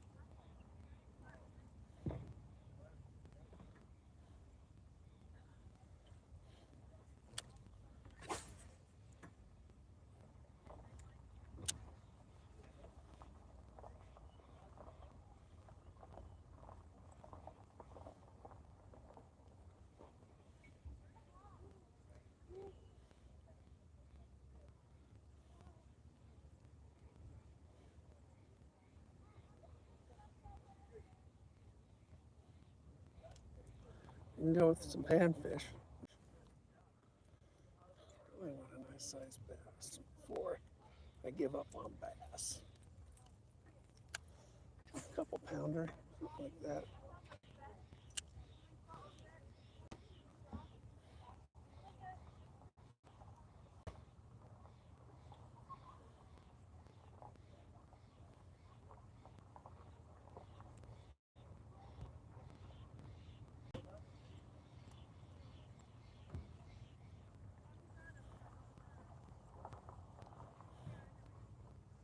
Someone likes to dive pretty deep.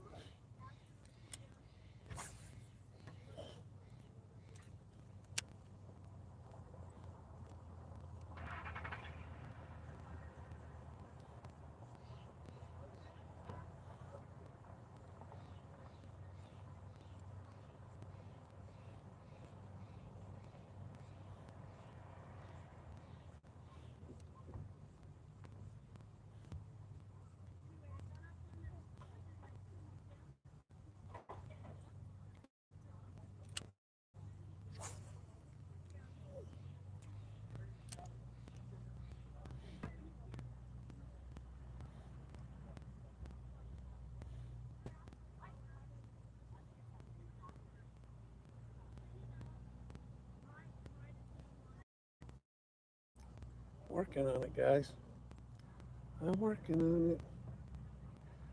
I'll throw a panfish. Thing in the boat.